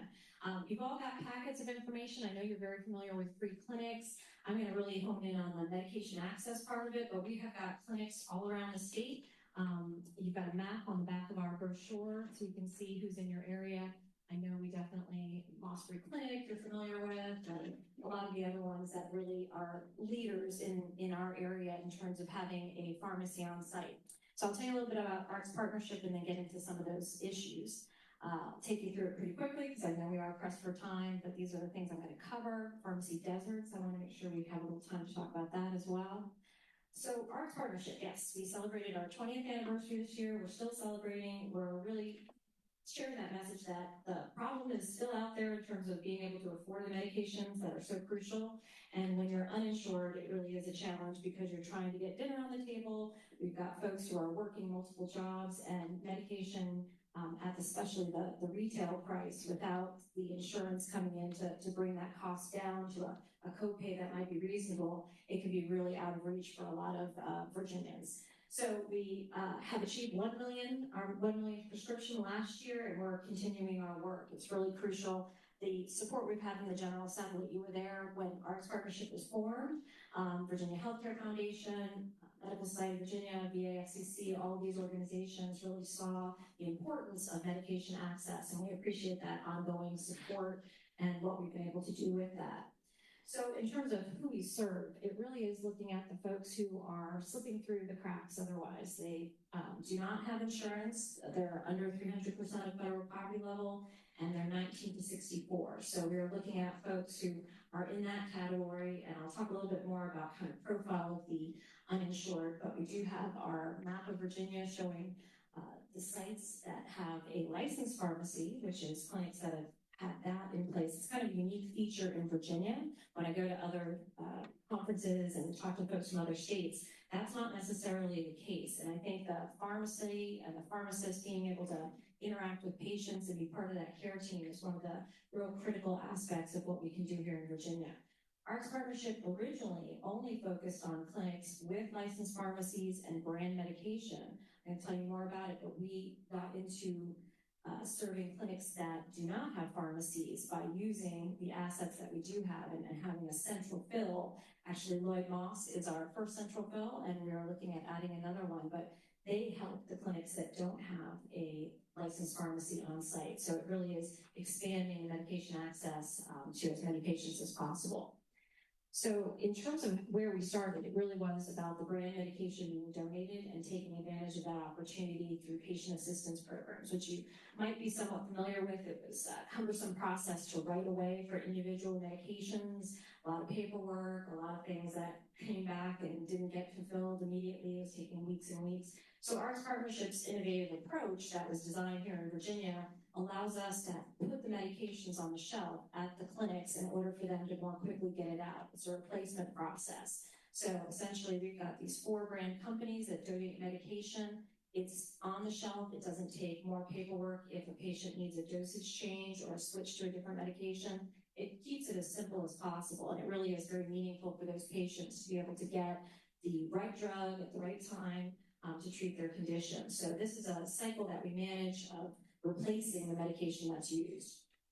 Then we realized that it's not enough to just have brand medications. The world that we live in now, a lot of those older drugs are really critical for patient care. So we actually started a program in 2019, and also with our service to the clinics that don't have pharmacies, to be able to make sure that we can get those generics. Now, unfortunately, the generics are not donated. So while we're getting the brand medication donated, we actually have to purchase the generic medication. We do it through a group purchasing organization to get the best possible price, but it is definitely a change in our organization where we have to spend our budget dollars because those costs are definitely on the increase. Our access to medication program, I mentioned about those clinics that don't have a licensed pharmacy, and yet their patients need medication just the same. We have one clinic that just joined us recently, Powhatan, and they had been working with a local Walmart in order to get their patients the medications, but the amount that clinic is spending to cover those costs is significant. So by switching over to our program, they're going to be able to save more money to put back into the patient care, those lifestyle programs that are so critical to accompany the medication. I also wanted to mention that we have started a mail delivery program. It started during COVID. It was very much in response to the situation that we were in, but within 30 days, we were able to pivot and get some processes in place so that clinics could begin shipping the medications out. Now, with the place that we're in right now, we haven't stopped the program. We realized that transportation, and I know rural health, we're talking about that a lot in terms of people's ability to get to a clinic, get to a pharmacy. So being able to ship those packages out, it's also something that's costly for our budget, but we see the benefit. When you're thinking about somebody who has to drive quite a distance to get to a clinic, there's the time they might need off work, there's childcare, there's all of these different situations that could make it burdensome and could have them not being as adherent to the medication. So we continue this program, and we're really proud of what we've been able to do with that. I did want to talk more about the chronic conditions and how those different challenges really tie in. So when we look at the reasons that people have challenges accessing medications, definitely cost is one of them. I talked about transportation a little bit. There's a lot of indirect costs, that time factor, health literacy, cultural language barriers. So I'm not going to get into all of these, but I just wanted to sort of set the stage about the challenges. It's not just the one thing, but we really hone in on what we can do to move the needle when it comes to the cost as a barrier. So when we look at the uninsured, I talked about that a little bit in the beginning, but there is a great report that comes out each year. It's on the Virginia Healthcare Foundation's website with the profile of the uninsured. And you're seeing some changes in the makeup of that population. But I think when you look at the numbers, we're still looking at a pretty significant number of people. So we're pleased with what we're able to do with our partnership, but there's a lot of folks out there who may need us and may not be connecting through a clinic at this point.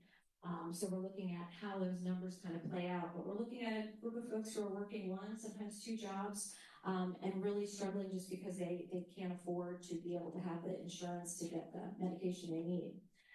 One of the great slides, and it's great because I wanted to share with you the fact that they've got these PowerPoint slides. You can just pull them down and use them. So if you're doing any kind of presentation where the uninsured and some of the data and facts about it would be meaningful, it's quick and easy to be able to set the stage or provide some of this detail. And I think it's just important for us to keep in mind the underserved populations. That's where, with our partnership, we're looking at where our services needed the most, how can we do the outreach that's needed, what organizations can we partner with in order to do what we do. When we talk about the conditions that our partnership medications treat, I wanted to share this with you, and this is based on the actual dispensing data from the pharmacy software that we get. Clinics report in every month about what they've utilized. So this is based on that. Now, we do want to get as much data as we can. It'd be great to couple this with information on what is most prevalent at the clinic level so that we can see, are we matching up between what conditions are being seen primarily at the clinics? And I think we do for the most part, but you'll notice obesity is not on here. Obesity is not something that we have medication specifically to treat. So as a chronic condition, it might be something that as our partnership, we would like to be able to do more of directly, but we don't have medications that are specifically for obesity. We do have diabetes, and so I wanted to go a little bit more in detail to talk about that. These are some of the brand medications that we have. We do have metformin as well. And I think it's really telling, and I wanted to share with you more. We're pleased to be able to offer GLP-1. We have Trulicity access, and this has made a really huge difference for the population that we serve. I actually was at the national conference for free clinics, and they had a great presentation. They had done a study at the free clinic about what a difference having the Trulicity access meant. And you know, this is where there's a lot of benefits. The fact that it's that once a week injection, that's better lifestyle-wise for a lot of the patients that are seen at a free clinic. It's easier for low literacy patients. There's not the risk of hypoglycemia, rapid improvements, and then it's less titration as well. So there's a lot of really significant benefits to be able to have that in the toolbox. We've got a lot of free clinics that depend on volunteers who are coming in as prescribers, as seeing the patients.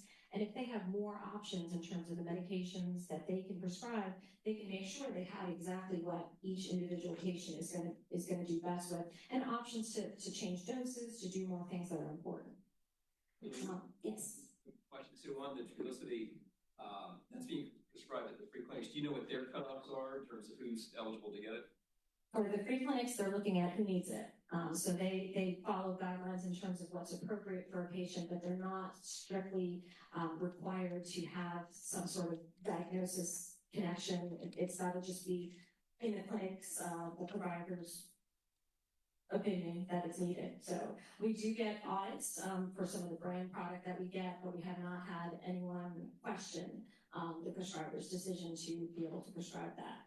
And that's where we do know that, you know, there's a lot of benefits, and there are weight loss benefits that come along with it. It's not that this is being prescribed for weight loss, but certainly the free clinics have seen that as a side byproduct when some of those patients are on the GLP-1.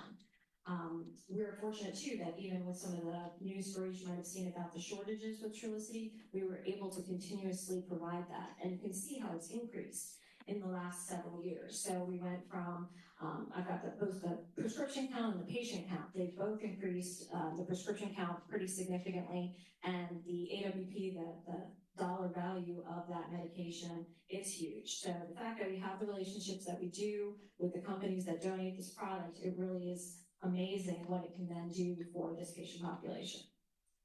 I did want to pivot a little bit just to talk about pharmacy deserts as well. I mean, this is something that is also a real key part of access.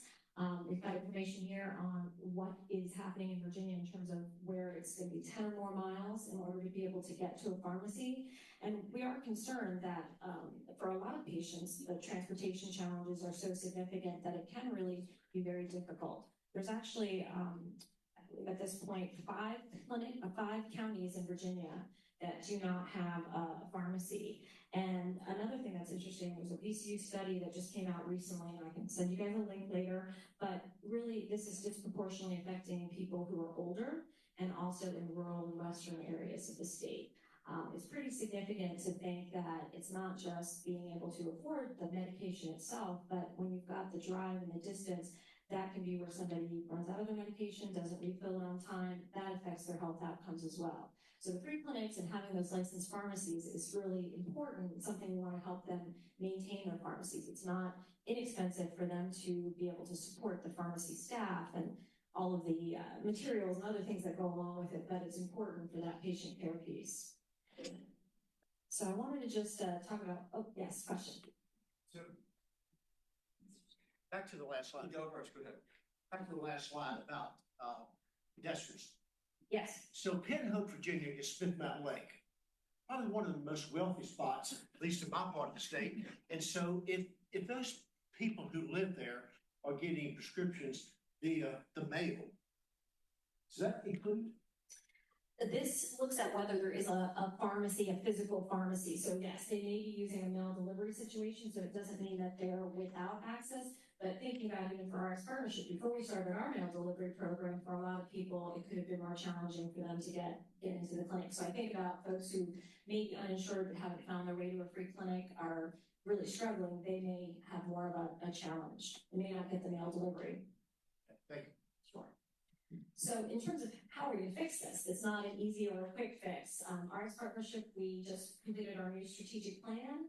We are very much focused on what we can be doing to address some of these challenges. It's continuing our work, certainly when it comes to access to the medication. We're looking at including additional medications. I mean, if we could have a formulary specifically for obesity, that would be fantastic. It's out of reach right now. We would need some of those pharmacy manufacturers who make some of those products to be able to donate them. We would need to be able to add to that with maybe some additional purchases, but for the most part, it is out of reach right now for us to be able to specifically target obesity other than what we can do through certainly diabetes. And the clinics really offer such a range of services. They do a great job of being a one-stop shop, a lot with lifestyle. They'll have food as medicine and really thinking about all those different ways to incorporate the support that patients need in a wraparound way. The other thing is we're looking at new partnerships. What can we do with folks that we haven't worked with before? We want to get into that underinsured space. Sometimes people are splitting pills, skipping doses, and those are folks who might have those deductibles or an out-of-pocket cost that's just more than they can afford. So they're managing to pay the premiums, but they then fall into some of those behaviors, which actually were the start of our partnership. Why we got to doing what we're doing is to make sure that people can get the medication, stay on the medication. So we're looking even at dental care and some of the medications that are needed for that. So we're trying to explore and look at where are the needs, how can we as a small nonprofit kind of pivot to meet those needs. So I did want to also really tout our numbers. This is hot off the press, the new FY24 impact we just wrapped up. So over 10,000 patients, $21.4 million medication value. I think it's important for us as a nonprofit, every dollar that's contributed to our organization returns $30 in value. So great investment. And for General Assembly, we appreciate so much the financial support we get from the General Assembly. That leveraging is even better. So we're talking about $138 for every dollar that came from the General Assembly last year. We're getting it to the people who need it most. We're doing it in an efficient, effective way. And we're looking at expansion opportunities in order to really achieve that vision so that wherever you are in Virginia, you have access to the medication you need. So I'll just wrap up with the fact that we've got a very small staff. 1/4 of the staff is here with you today. That's me. So please do reach out if you have any questions. I know sometimes you might have constituents in your district who are struggling with medication. We're happy to help.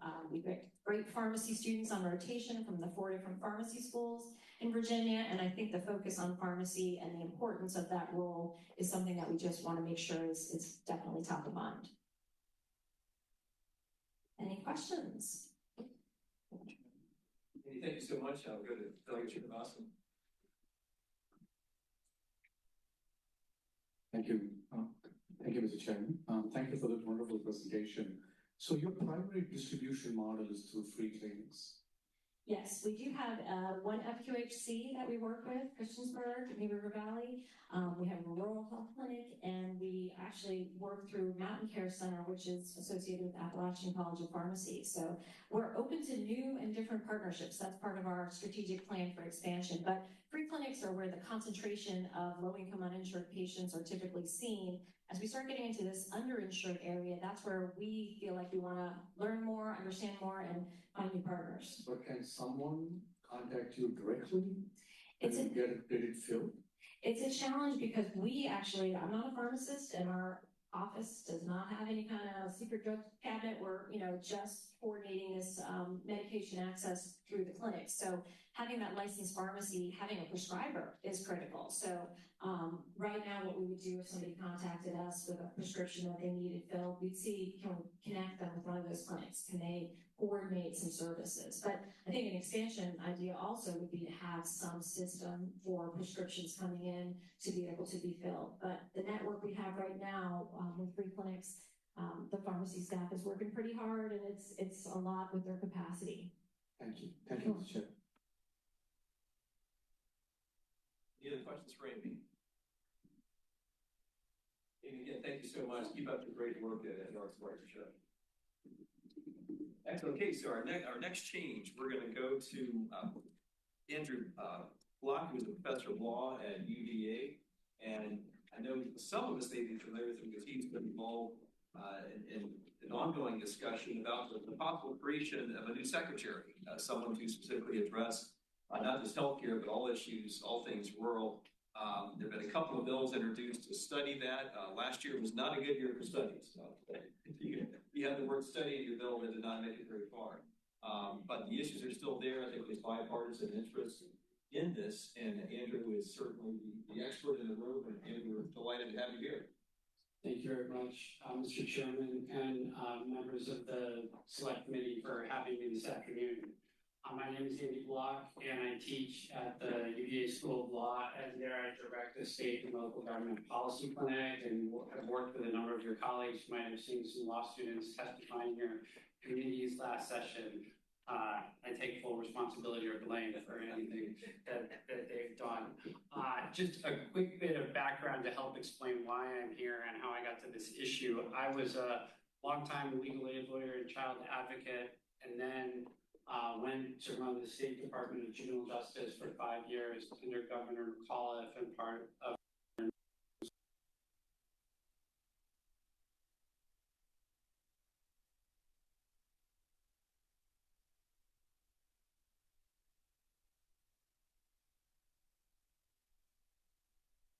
districts. I probably spent the most in Brunswick County way back in the day, looking at the adequacy of school funding to support the schools in Brunswick County and spending time observing classes and things like that. So, and spent a lot of time traveling the state in my capacity as the state, as the director of the Department of Juvenile Justice. I also served as a member on Governor Northam's commission to examine racial inequity in Virginia law, and in that capacity was asked to look at racial disparities in rural communities in terms of life outcomes. And so that got me onto this track of thinking about the needs of rural Virginians, and I'll come back to that in a second. I was asked to write another paper about rural Virginia, which is provided a lot of the data that I'm going to share today. And one of the ideas we came up with based on the paper that we wrote and the analysis of the data was that Virginia really lacks a comprehensive focused way at a state level of thinking about the needs of rural communities. And that there's lots of different agencies and directors and secretaries who think about rural communities, but it's hard to do that in a holistic way. And for some of the reasons that we've heard already today, if you're going to solve one problem in a rural community, you need to think about solving a lot of other problems at the same time. And our government structure on a state level really isn't equipped to do that. So that's sort of where we got this idea of a Secretary of Rural Affairs. This is not to say that the state's not doing a lot and like trying to improve outcomes in rural communities. It's just that a lot of different agencies and entities are doing a lot of different things. And so that's something that we need to think about. I also just want to make clear, I'm going to talk a lot about negative outcomes in rural communities. This is not to disparage people, rural Virginians, or the choices they make, or the desire to live a rural lifestyle. We're really just talking about data and systems at this point. So this is how I'm going to proceed. I'm going to share some framing questions. I'm going to talk a little bit about this idea of social determinants of health, which I'm sure you all are already familiar with. I'm going to speed through some data that you've probably seen various forms of before, so I'll move quickly, but seeing it all together might have a different impact in terms of thinking about social determinants of health. Then we'll discuss the new secretary idea, and I'll try to do that all relatively quickly so there's some time for discussion. So these are some of the questions that I'm going to try to answer or encourage discussion on as we move through. But basically the idea is, what are social determinants of health? How are they particularly, and why are they particularly important to think about in rural Virginia? And is our state government set up in a way to actually respond and improve those outcomes? Sorry about the formatting here. That didn't show up on my computer. So is everyone familiar with the concept of social determinants of health? It's basically those things that are non-medical that influence health outcomes. And so you've heard some of them today: lack of access to transportation, lack of access to telemedicine, lack of access to pharmacies or grocery stores. Those kinds of things come into play when we're thinking about high levels of poverty as social determinants of health. And I know you've mostly been focused on health delivery systems, but hopefully this conversation will, and maybe this isn't part of your mandate from the speaker, but there's a connection between what we're talking about and obviously the things that you have been focusing on. So this was the subtitle of our paper: "Those who need the most get the least" when it comes to rural Virginia. And by and large, as a population of people, rural Virginians have worse life outcomes than the rest of the state, especially when it comes to health. At the same time, the services that are available to rural Virginians are deficient when compared to suburban and urban areas. And so you have this mismatch between need and service availability. And some of that's because of state care, some of that's about local ability to generate tax revenue, to pay for services and things like that. So that's sort of the heart of the issue, is those who need the most get the least when it comes to what's provided by the government. You've seen a lot of maps, so you probably have great familiarity with what parts of the state are rural, but it's most of the state. I think geographically, more than 80% of Virginia is considered rural, even though it's a small percentage of the overall population. One of the things that I also just wanted to focus on is that lots of rural Virginia has a high percentage of people of color, mostly Black Virginians. And one of the things that we discovered when we were doing the research for the Commission to Examine Racial Inequity is that if it's true that residents in rural communities have the worst life outcomes than compared to the rest of the state, residents of color living in rural communities have the worst life outcomes of any group of Virginians in terms of poverty rates, lack of educational attainment, mortality rates, and things like that. And so I just wanted to remember or remind everyone that we're talking about different groups of people who came to poverty and came to live where they did for different reasons. And so some of what we might need to think about is how do we target specific communities in different ways to respond to the needs of those communities. Again, poverty is definitely a social determinant of health, and rural communities have much higher rates of poverty than the rest of the state. It's just another way to visualize that.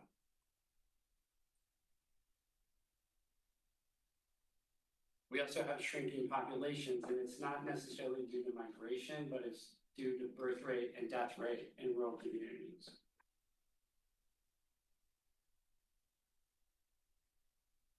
Level of education has an impact on health. And in general, rural communities have lower levels of educational attainment in terms of high school graduation and college participation than the rest of the state.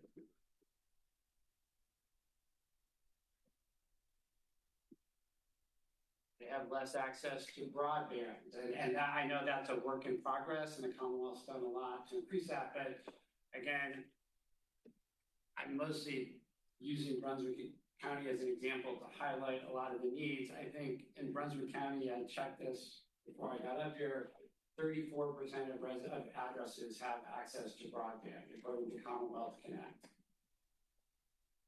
So when we're talking about there's no hospitals, and we're talking about you need to rely on telemedicine, if you don't have broadband, that becomes very complicated. So there's low levels of educational attainment in rural communities. There's also low levels of education funding and high levels of crumbling schools. And I know the Commonwealth is doing a lot to help support school construction and things like that, but by and large, again, there's a theme here, right? The people who need the most get the least.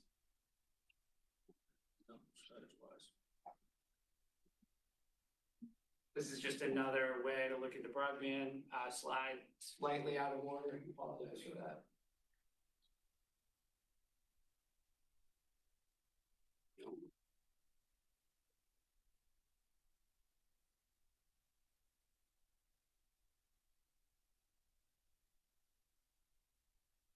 This is another way to look at the poverty problem and kind of the source of the poverty.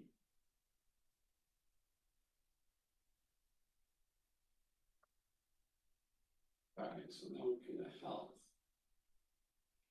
And you've heard a lot of this, I'm sure, already.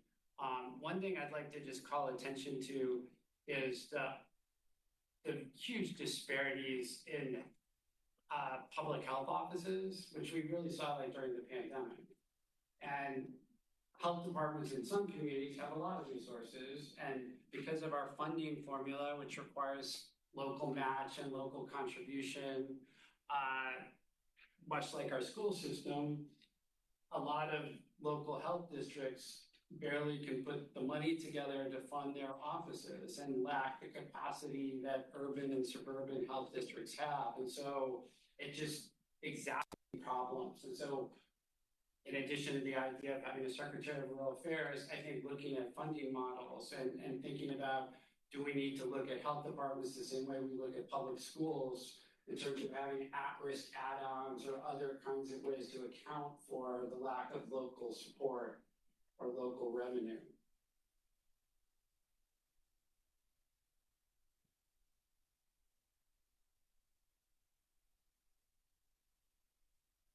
Another look at data, avoidable hospitalizations and mortality rates in rural communities as opposed to the rest of the state.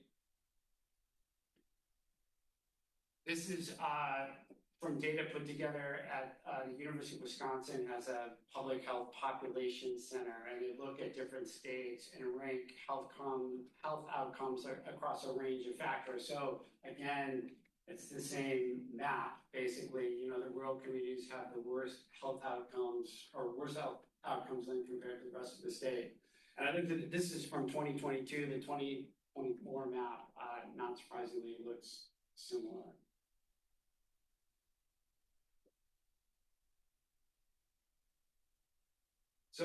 So all of these factors obviously contribute to the way in which social determinants of health lead to negative health outcomes for the residents of rural Virginia. Another way to look at it is, this looks at poverty and education. And you can think about lots of these different areas are addressed by different secretaries, right? Or different agency heads. Is a way to think about healthcare. We lack workforce, we lack broadband, we lack hospitals, we lack transportation. All those things contribute to the lack of support that people who are sick in rural communities receive. So as we have looked at this and thought about it a little bit, it's clear that we have lots of people who within their secretariat or within their agencies are thinking about the needs of rural communities, as I said at the beginning, but nobody can think about it collectively or comprehensively at the same time. And there's nobody whose job it is to think about the general welfare of rural communities 24 hours a day, 7 days a week. There's nobody in state government. The only person who has that sort of cross-cutting authority is the governor. But the governor has a lot of other things that occupy the governor's mind, and even governors who are most committed to rural issues don't have that kind of bandwidth or focus. At the same time,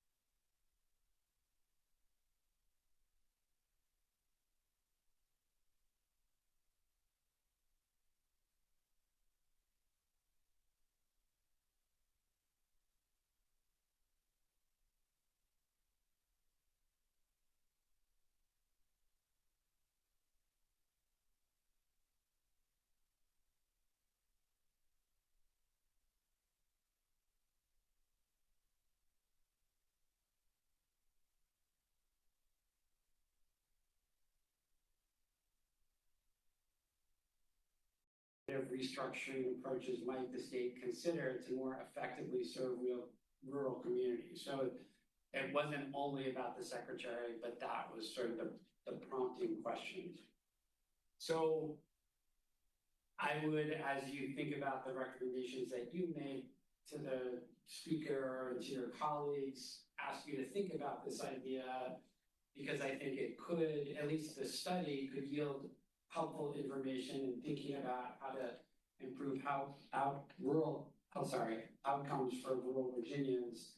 I think the funding structure question is also an important one to consider. Are we doing enough to support rural health departments and other folks who are doing this work in those communities?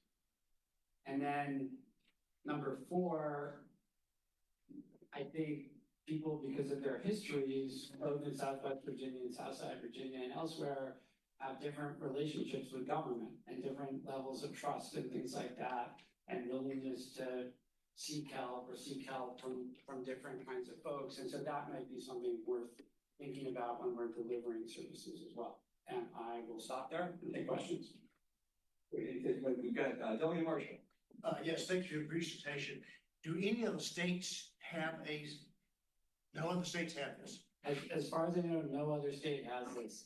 Dwayne Yancey, that you may know from Cardinal News, he got interested in this idea and scoured the 50 states, and they don't. I will say I presented this idea at conferences, and people from other states say, God, we should have this as well. All he was able to find, and I don't know if this is a good point or a bad point, Canada has a Minister of Rural Affairs for this reason. So this would be new, and this was like part of the reason we thought a study would be a good first step, and not just jump right into trying to figure out what this should look like. Thank you. Yes, Delegate Watson.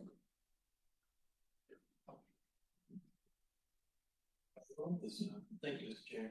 I want to thank Dr. Clark for bringing this to our attention. And also thank you for highlighting my district in unfortunately not a very positive way. But our rural areas do have some differences, not only in rural versus urban, but the different districts in the state too. Some of our problems are completely different than the others. And you mentioned bringing organizations together. I have a little frustration because we have a lot of agencies now, health department, social services. Now we're talking about bringing on community healthcare workers, all of these different nonprofit organizations, and it's difficult, it's fragmented and splintered so much, it's very frustrating to move forward. I think Brunswick that you were mentioning, these counties and the district I am are 11, 12, 13,000 people. If you look at our composite index for schools in Greensville and Brunswick, it's upside down because they have Dominion energy plants there. If you take the average population there, which is the 10, 11,000, our low economic income per household, you can't do the math and build a new school. And both of those schools, those counties desperately need new buildings that they don't have the funding to go to. I keep saying that I'm a pharmacist. We watched pharmacies disappear out of rural areas, and they used to be a hub. With our partnership, I find it interesting that their limit is less than 300% of poverty level, which is pretty much my entire district. I'm kind of wondering now, did that compete so much with the existing pharmacies?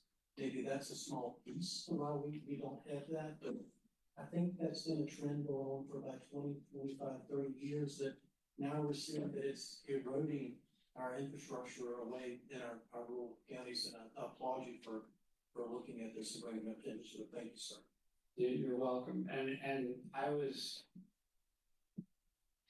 to say, to not cast Brunswick County in a negative light, I was really moved when I was down there by how much people were trying to do for the kids they served with the little that they had. And I've been in some of the schools in Brunswick County, and they're probably not that different than they were when they were there. So, and this is my experience in Southwest Virginia as well. I spent a lot of time down there as the director of the Department of Juvenile Justice, and people in lots of ways are working with one hand tied behind their back to try to make good things happen. And this idea or set of ideas is really about making it a little bit easier for them to do the good things they want to do in their communities. Mr. Chair, Yes, Taylor Buck. if I might, it's a very, rural people are very proud.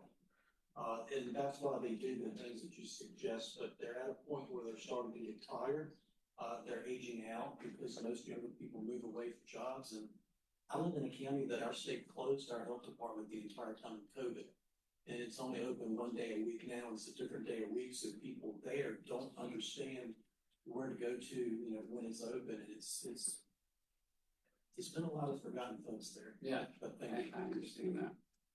I think we've got a question from Delegate Clark. Thank you, Mr. Chair. And thank you, Mr. Block, for this presentation. I have one question, and it was on page 21, I believe, if you're able to put it up, but it was when you had the map.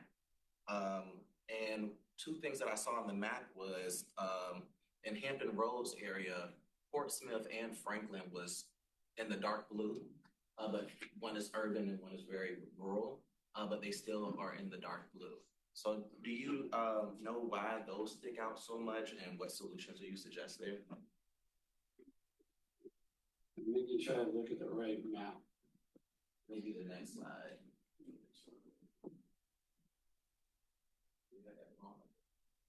This slide? On that one, yep. The dot right there is Franklin. Yeah. Franklin City. Yeah, Franklin City, I'm sorry.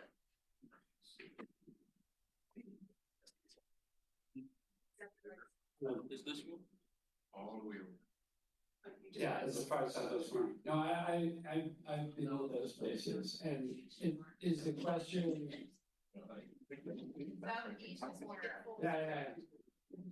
Right, this little dot right here, but you're in between Suffolk, which is pretty, lighter, and then you got Southampton, but Franklin is sitting right in between, and definitely is concerning to me. But then when you look in Hampton Roads as well, and I have represented both of these areas, they both are in that dark green.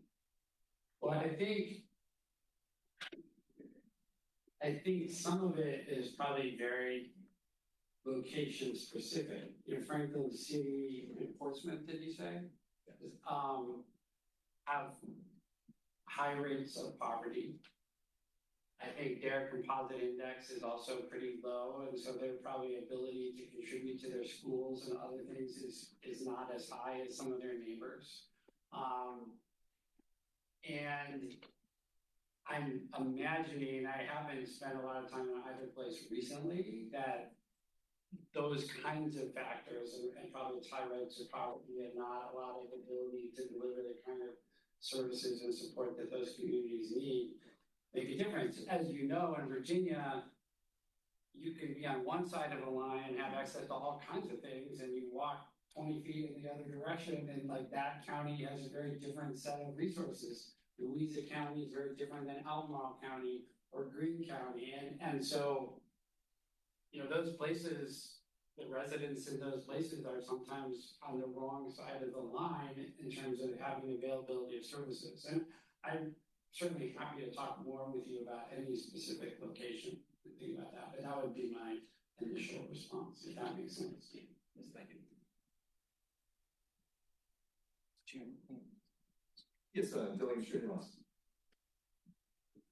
Thank you, Mr. Chairman. Thank you, Professor Block, for this wonderful presentation. My question to you is, what do you think the biggest impact if we were to create this in the Commonwealth? What do you think the biggest impact would be? And also, what do you think the challenges would be? Like if we have this secretary tomorrow, where do you think the challenges could be? But also, it's all about the impact. I'm sure that's why you're passionate about it, and I think it makes sense. And we are going to be the first state in the country to do it, which is great. But where do you think the plus and the challenges? Thank you. I think that the initial challenge to me would be thinking about how to reorganize state government in a way to make this secretariat have real strength and not just be a figurehead and say, oh, isn't it great, we care about rural Virginia. And it would mean reallocating funding streams from certain agencies to this. And then I think an ongoing challenge would be, once you've done that, to making sure everybody is still playing nicely together. And this would be, you know, the chief of staff job for any governor or the governor's job.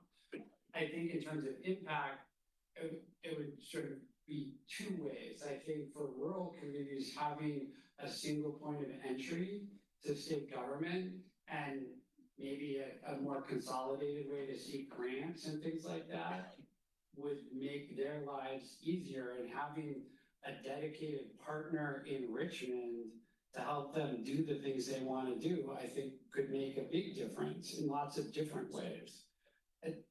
You know, people in rural communities are innovating right now. They're coming up with new kinds of economies because their old economies are dying, and they need support to do that. And so having a dedicated partner who can think across streams, right? Thinking about grocery deserts or pharmacy deserts requires a certain kind of expertise that's different than how do you make sure people who have diabetes are aware they have diabetes and are seeking the help they need for diabetes.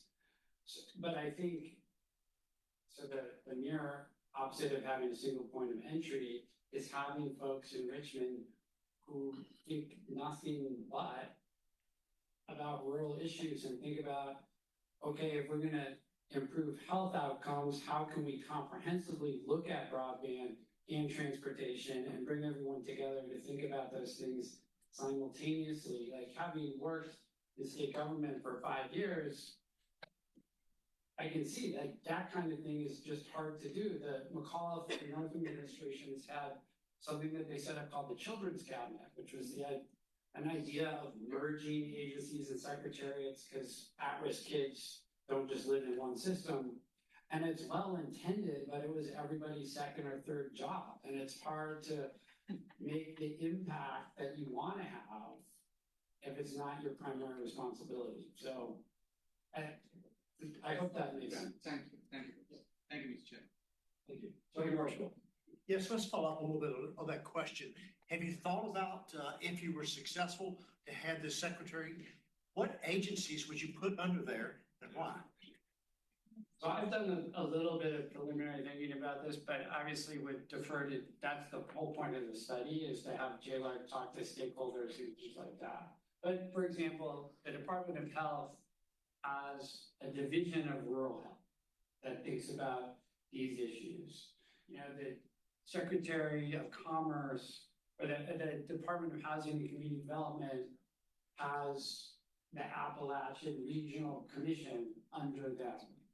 There's initiatives under the Secretary of Agriculture and Natural Resources. Obviously, that's a lot of rural communities we're talking about, and I don't want to deprive the Secretary of Agriculture of their authority, but there might be things that if you co-located them or housed them under a Secretary of Rural Affairs, that those things, along with the Tobacco Revitalization Commission,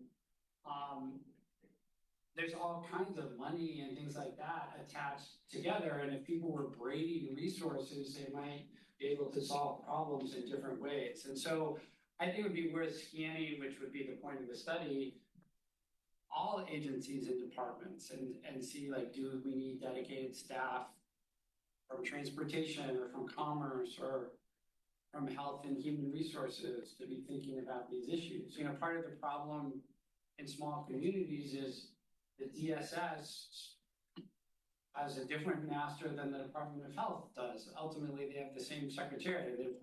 And the schools are served by a different person in state government. So I think there's room to look across state government and think about how we might put a number of places under this secretary. But that would be worked out. Thank you. Thank you. Andy, thank you so much. This has certainly got us thinking about things. We don't have the answers yet, but I think my personal opinion is this is something we should keep looking at. Maybe we do get a study out of it. We'll see. But I really appreciate you coming and joining us today. Thank you. Well, thank you for having me. So last but not least, we've got a virtual speaker, Aaron Ward, joining us with EMAX. Aaron leads the transportation program there, and it's no secret to this committee. that we've heard from across the state of these transportation challenges at all levels of need. And DMAS does provide transportation programs for the Medicaid benefit. Aaron points to us by way of California, where we've had similar efforts there. We're lucky to have him here in Virginia. I met for the first time this past week and really learned a lot. It's a brief conversation we had. So I think we a benefit to the whole group to hear from him. And so, Aaron, it's great to have you. Well, thank you. Can you all hear me as well? Just want to make sure my connection's good. Okay. I thank you, Chair Willett and honorable members and delegates on the House Select Committee for Advancing Rural and Small Town Healthcare for having me to talk about the Virginia non-emergency medical transportation programs. I want to start before I go into the presentation and just reiterate some of the accolades of my colleague, Dr. Stevens, for the committee being forward-thinking and really including the discussion of transportation sort of at the head. A lot of times transportation is one of those components that's sort of left out of the discussion until its absence becomes very apparent by the problems that it's created. The rural health information hub always designates and identifies transportation as one of those social determinants of health. So I do applaud you for including transportation and a discussion of transportation for this committee.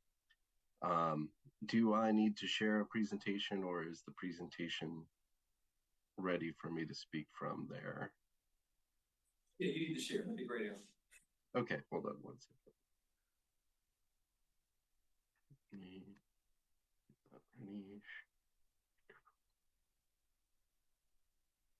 And I hope you all are having a wonderful day. Hold on.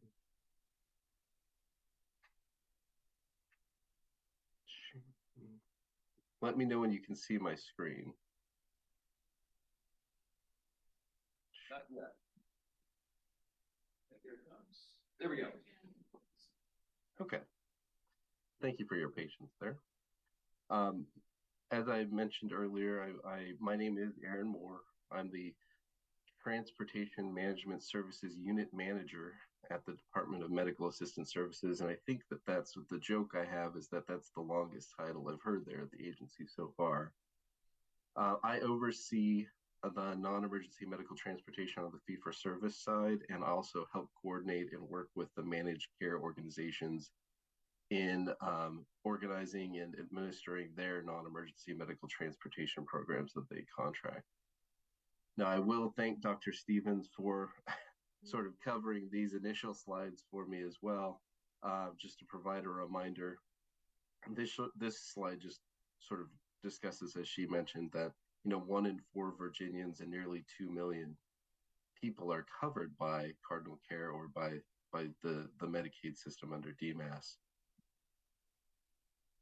This again is the demographic breakdown that she had presented earlier, so I won't belabor that. I will, however, mention the fact that, as she mentioned, since 89% of the individuals covered under Medicaid are covered under managed care organizations, that will bring up an important distinction later as we get to the discussion of the different non-emergency medical transportations, fee-for-service versus the managed care programs.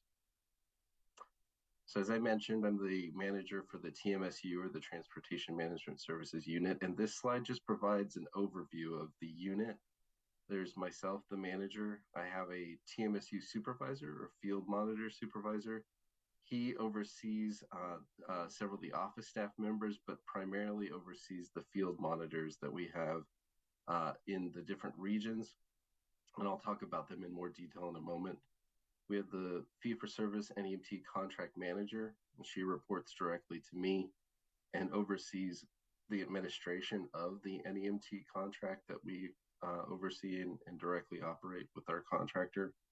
We have our contract monitor, who reports to the contract manager, and the contract monitor is essentially assigned the duty of auditing regular reports that we receive from the NEMT broker that we have contracted, and making sure that they're delivering the services that they indicate they are by analyzing the data in the databases that we have access to, and I'll talk about that more in a minute. We have the senior program support technician, and she functions as a customer service representative, but also sort of provides support to NEMT providers or individuals interested in becoming providers in navigating the process of becoming an NEMT provider or a non-emergency medical transportation provider. And then we have the field monitors, and our field monitors essentially function to much like DMV officers. They're out there making sure that the DMAS policies and procedures, as well as the state laws and the safety requirements and vehicle and driver training requirements are being followed by all of the non-emergency medical transportation providers that are contracted by the brokers and are in the network. This is sort of a map of the regional program. It shows the different regions that are overseen by the fee-for-service NMT program, and it mirrors roughly what the managed care organizations use region-wise for their programs. Since you all are in Region 1, you can see that over to the right. I will try to make specific reference to the challenges in the rural areas with specific reference to the Eastern Shore, but also what we call Tidewater area.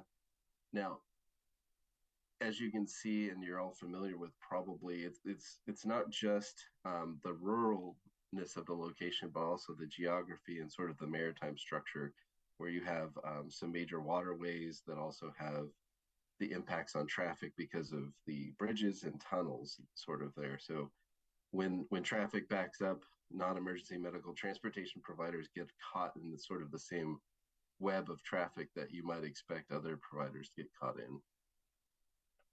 Each of these regions have almost all of these regions have a field monitor.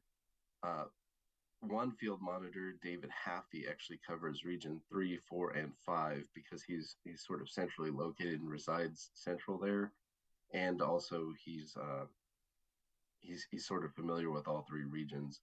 The population density and the trip demand really don't merit having a single field monitor for each of those regions, and he's able to cover it well.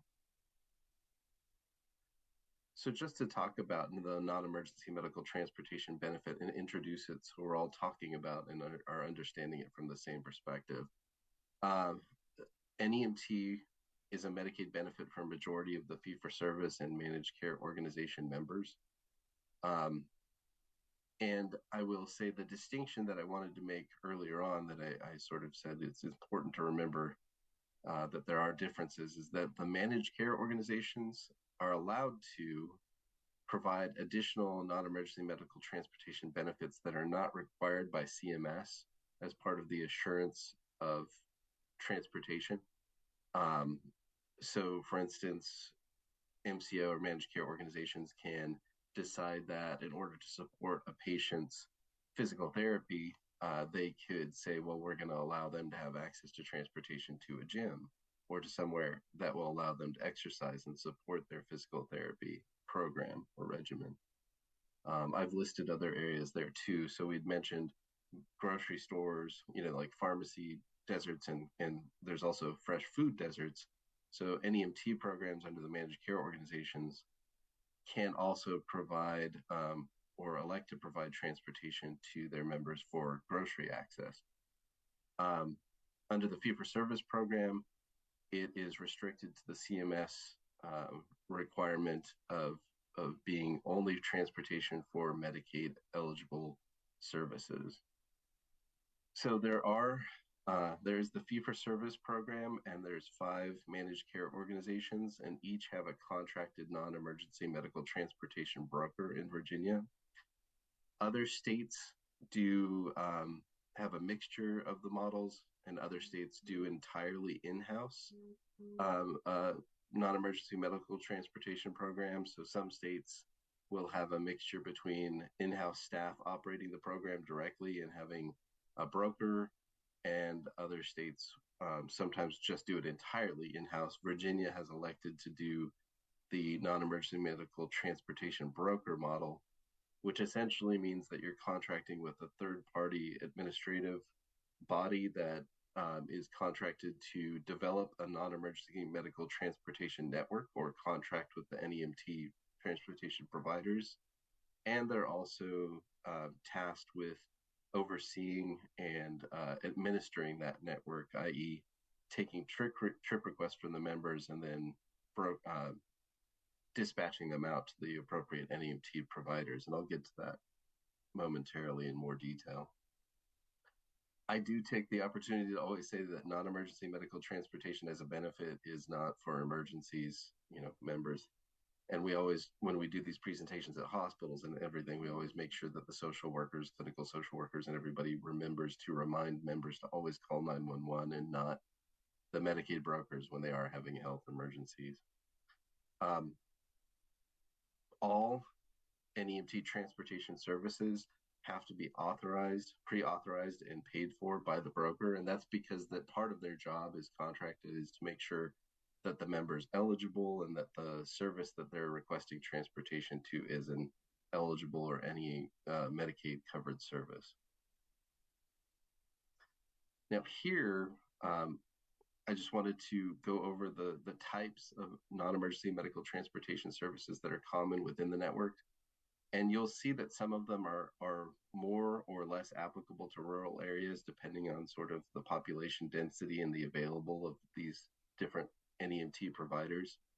So for the ambulatory members, there's a mixture of taxi companies, and then not to be too alphabet soup, but what we call transportation network companies, which really in lay terms is Uber and Lyft for the majority of it, but we call them TNCs for policy purposes. And then you have your volunteer drivers. Now, volunteer drivers are interesting, and those actually work really well. Those programs work really well if you can find the volunteer drivers, but for members in rural areas. So the volunteer driver program allows the member to find a family member or a friend, or even someone from church or someone else they know in the community to transport them to Medicaid eligible services.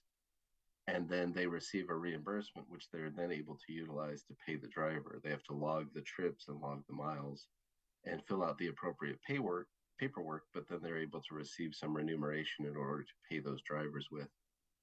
And that works sometimes better than some of the other programs because obviously Uber and Lyft are not as available in certain rural areas just because of the population density and sort of the lack of individuals interested in providing that service sometimes. And there aren't nearly as many taxi companies or NEMT providers a lot of times in those rural areas. But we are always working with the brokers to encourage the development of additional non-emergency medical transportation providers in those rural areas. We have the wheelchair van service, and this is essentially NEMT providers that have vehicles that are equipped to secure and safely transport wheelchairs and non-standard mobility devices. And then we get to van stretcher, and that's for members that are not able to ambulate or safely transfer from their wheelchair into another seat in the vehicle. So if they have to transport or drive in the wheelchair mobility device, they need one of those services. We get to the van stretcher and stretcher, and stretcher is what we frequently call non-emergency ambulance. The primary distinction between van stretcher and non-emergency ambulance or stretcher is that on non-emergency ambulance, you'll have members that are being transported that need medical monitoring and the administration of medical services, for instance, oxygen. Whereas on van stretcher, it's just going to be that they need access to a vehicle where they can lay prone on a gurney, but they don't need maybe medical monitoring or the administration of any kind of medical service like oxygen. Gas reimbursement is another interesting opportunity, and there are different, it's like the volunteer driver program. Now, volunteer driver programs can even be other individuals interested in becoming NEMT providers, and that's their way into the system.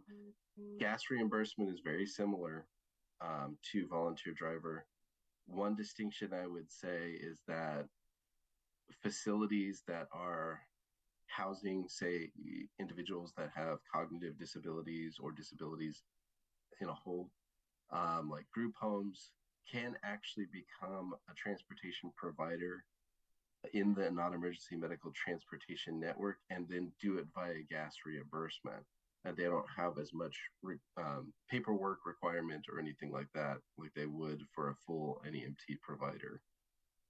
Now, transit tickets are an interesting option. The only problem with transit tickets, and the reason that they're not often utilized by our NEMT brokers here in Virginia, it's a little different when I was working in Southern California, but here in Virginia, the reason they're not as frequently utilized is that the member would have to live on a bus route that is functional, but also that has Medicaid eligible services located on that route as well. And sometimes there just aren't public transit services, especially in these rural communities, to speak of. So to talk about a little bit more in detail with the numbers, with respect to the NEMT programs, as was mentioned earlier, DMAS serves roughly 2 million, a little over 2 million Medicaid members. That's as of August 1st, 2024. And that includes about 646,000 Medicaid expansion members. The primary members that are going to be driving the utilization, especially under fee-for-service for the NEMT services, are what you would call the IDD and DD waivered individuals, or intellectually disabled, developmentally disabled waiver members. And they are going to be utilizing the services. So about 25% of the Medicaid population utilizes a majority of the NEMT services. And I've broken out the waiver populations that we serve under fee-for-service. So we have our community living waiver with a little over 11,000 members, our building independence waiver with a little over 260, and our family and individual support, or FIS waivers, which is about 4,600 members. The managed care organizations and their NEMT programs actually will provide the IDD and DD waivered members with their acute transportation to their acute care. Now, the purpose of the TMSU unit and DMAS sort of overseeing transportation through TMSU is to make sure, obviously, we direct the policy and procedures, et cetera, for the fee-for-service program that we directly contract and oversee. But working with the managed care organizations, the idea is that developing policies, providing guidance documents, and regularly meeting with and discussing issues, we're trying to make sure that we have program consistency, that the member transportation requirements are equivalent across programs, that driver requirements, vehicle safety requirements, and provider requirements are mirrored across all of the different non-emergency medical transportation programs. This slide covers, and I'll try to summarize so you don't have to read it all, but essentially what non-emergency medical transportation brokers are, since DMAS contracts with one and all the MCO companies contract with one for their NEMT benefit. Now, a non-emergency medical transportation broker is, as I mentioned earlier, sort of a third-party administrative entity. They're charged with developing the non-emergency medical transportation provider networks, so making sure they have enough providers in service to meet all of the medical transportation requests from members, and also to administer those networks that they've built. So to dispatch, take trip requests from members, and then make sure that they dispatch those trip requests and find the most appropriate, least costly, per CMS guidance, the most appropriate, least costly non-emergency medical transportation provider to provide service for the member in their need. Some of the other characteristics you'll see is that they usually have, well, they always have a 24-hour toll-free phone access, but they usually have internet portals and member apps for people to utilize to book these trips. Most non-emergency medical transportation brokers, depending on state requirements, will take reservations up to 5 days in advance. People always ask if you can go further in advance. Now, sometimes other states will do that. The problem becomes, like, if you have members essentially booking trips in advance and then not utilizing them, but they've booked them 14 and more days out, those trips are taken up then, and then that means that other members are not able to access them.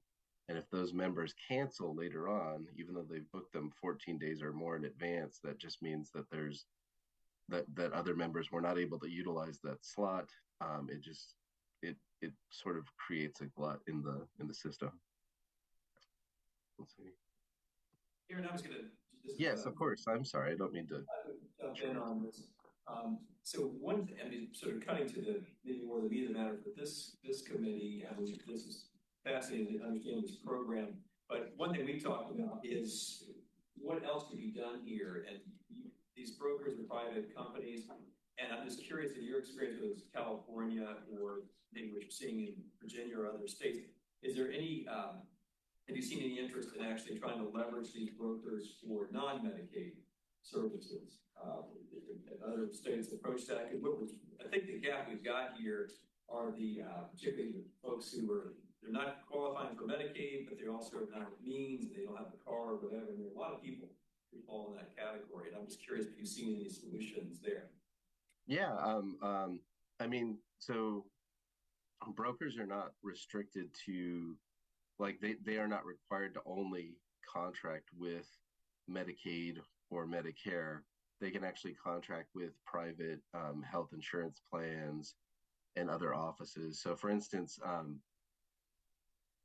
the managed care, the non-emergency medical transportation broker Motive Care contracts with our fee-for-service program, also with the managed care organizations, but they also contract with Kaiser Insurance and some private insurance companies to provide these non-emergency medical transportation benefits for their members. Now, in California, there had been experiments with, different offices and government and county parties putting together discretionary funds to sort of work with and contract with non-emergency medical transportation brokers and provide NEMT benefits similar to what's provided under Medicaid, but utilizing their own funding and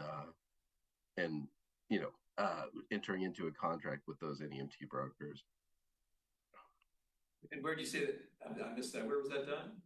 Well, there's different experiments that have been done in Southern California looking at, and so it just depends on what you're, I can try and find examples specifically to reference for you if you need. But there's no requirement by CMS that these brokers not only contract with Medicaid, if that makes sense. So they can contract out and do other things. Were you interested in me continuing the rest of the presentation, or do you want to just stop? I think we're getting a couple of member questions, so I thought maybe we pivot to that just in the interest of time, and obviously we've got the full presentation for folks. Delegate Watson's got a question for you. Thank you, Mr. Chair. I'd just like to ask a question. We talk about brokers in the state, and this commission is really more for rural healthcare. On our travels, we heard a lot of places that didn't have access to any transportation. I didn't know if your office had identified parts of the state that had no access to transportation, and perhaps thought about how we possibly could get access there. It's just a real problem, particularly in my area and a lot of the other areas that we visit. Thank you.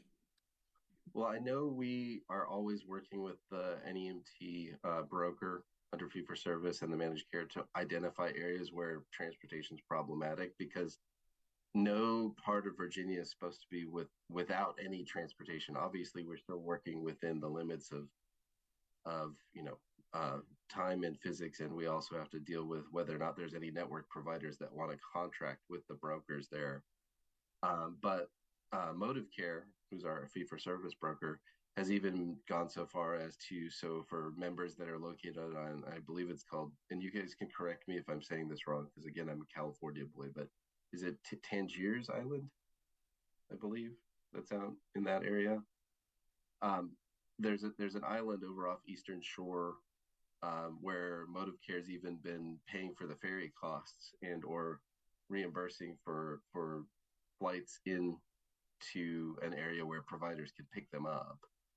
So the idea is to try and work with broker to identify areas where there aren't transportation providers and help them work either through the volunteer driver program and gas reimbursement to sort of start establishing interest and then working towards creating NEMT providers, or in some instances, and sometimes we even hear this as a complaint, but sometimes people will say, well, I saw a provider coming all the way from, say, Richmond into a more rural location in order to provide transportation. And sometimes that's the option, is that because they don't want to deny the members transportation request, they will contract with the provider and work out a rate with them to pay an overage in order to bring them from another area to meet the transportation need until they have a NEMT provider established in that region. I hopefully that answered the question. Yeah, question for Delegate Srinivas. Thank you, Mr. Chairman. Thank you, Aaron. My question is, you can share this with us offline, but I was wondering, does DMAS have metrics on these programs, on these two programs, on-time pickup, no shows? And then the second question I have is, if you can share with us, what are some of the recommendations that you may have that we could review and consider? Thank you, Mr. Chair. Thank you. I just as part of it, and you can refer to it in more detail, because hopefully I don't want to take too much time, but we do this portion of the presentation. I was going to talk about sort of the data and software that we have, but we track metrics associated with the program, especially free for service, through the transportation information management systems that we have established with the broker. And we are able to sort of track member information, so we can track member trip requests. We can do some GPS tracking for the digitization for the NEMT providers. And we can track things we obviously track the number of trips delivered versus trips requested. So gross trips is the trips requested, and the net trips are the trips delivered. We track unduplicated riders, the average number of trips per member, and the average trips per week. And then we also look at the on-time performance, because we have 100% digitization for our NEMT providers. So it's sort of GPS tracking when they do the pickups and deliver the member to their destination. And I know that, anecdotally, like whenever there is an issue with a late trip, people feel that in particular. But on the whole, what we're seeing is about 93%, in the high 90s for on-time performance. And then we track complaints. We do that across the board for fee-for-service as well as the managed care NEMT programs. And we look at those versus the number of the number of trips that have been requested, and on the whole, we have a pretty good percentage of complaint-free trips delivered. So this is something we track regularly. Is that enough detail on the metrics that we have, or do we want more detail? Or no, thank you. Oh, no, thank you. Would you also have some key recommendations, because as we have gone to different places, like transportation, we realize is one of the top issues. What would you would recommend? Is it outreach? Do we get the word out that this program is there? What's the utilization, or what would be your recommendations so that this is impactfully addressed? Thank you. Okay, I'll probably just work in and through our legislative liaison, Will Frank, to provide recommendations. I mean,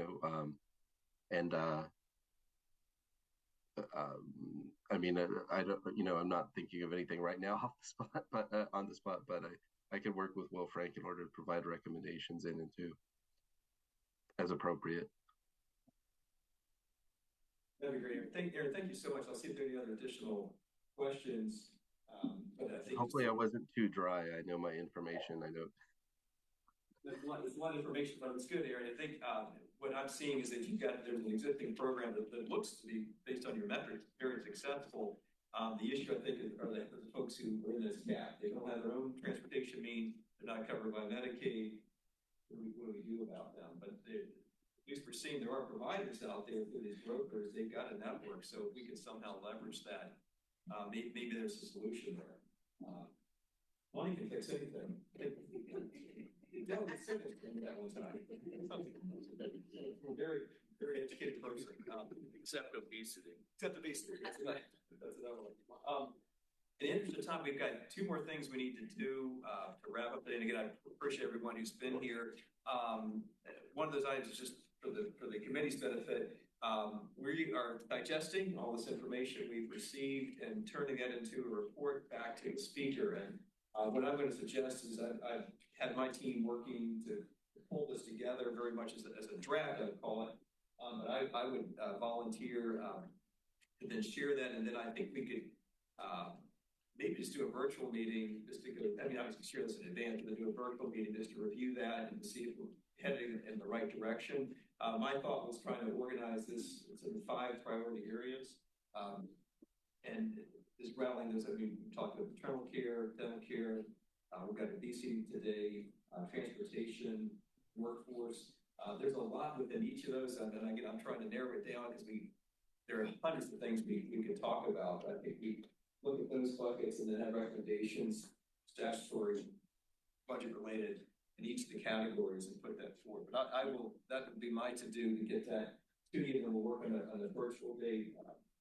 We're in the busy season now. Hopefully we'll get that set. So that would be on my to-do list. Last but not least, Steve, still there. See if they're still hanging on. We did have one public comment. Yes. He's up there, Jeremy. Yeah, I'm here. No worries. Thank you, Jeremy. We'll give you just a couple of minutes as we wrap up here, and thank you for joining us. Hey, thank you all for having me. Thanks for putting this committee together. This is an important topic. This is something I'm going to touch on. I've watched your last few committees hearings, and it's something that I don't feel like has really been directly addressed. I've got a small presentation.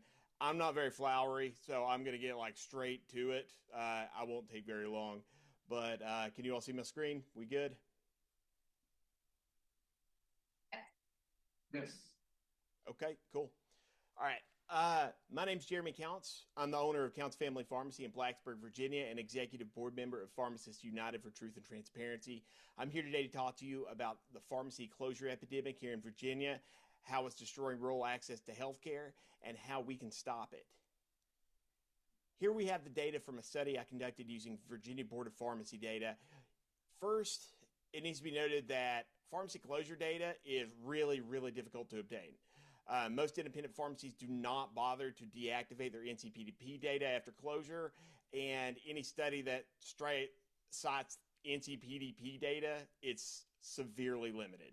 That's because closure data for independents is around 2 to 4 years behind. The only accurate pharmacy closure data must be obtained through the Board of Pharmacy. Working with lawmakers and pharmacists, I reached out to the Board of Pharmacy and received said data. There are currently 1,277 community pharmacies identified in the data, a 14% decrease from 10 years ago. And I'll break it down a little more for you. I'm just trying to hit the high points. There's often a line from PCMA and AHIP lobbyists about pharmacies opening to replace those that are closing, but closures are happening at double the rate of openings. Independents in particular are prone to failing, which is no surprise to those of us who follow reimbursement studies. The failure of independent pharmacies is particularly troubling for rural area healthcare access because independent pharmacies are often the only ones willing to open in those communities. So far this year, we've detected 31 additional pharmacy closures in Virginia, though the number is far higher. We can only detect so much without constant access to Board of Pharmacy data.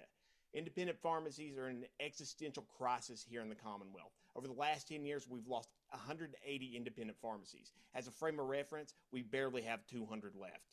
Considering independent pharmacy opening and closing trends, less than 100 will exist in 10 years.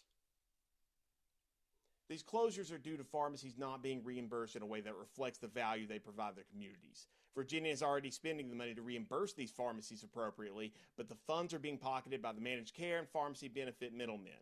Pharmacists are not only the most accessible healthcare professional, we're also the only healthcare access that many patients have in their communities. Having access to a community pharmacy saves the system countless dollars by not only increasing medication adherence and patient outcomes, but also keeping non-emergent problems out of the emergency room and minor conditions from worsening.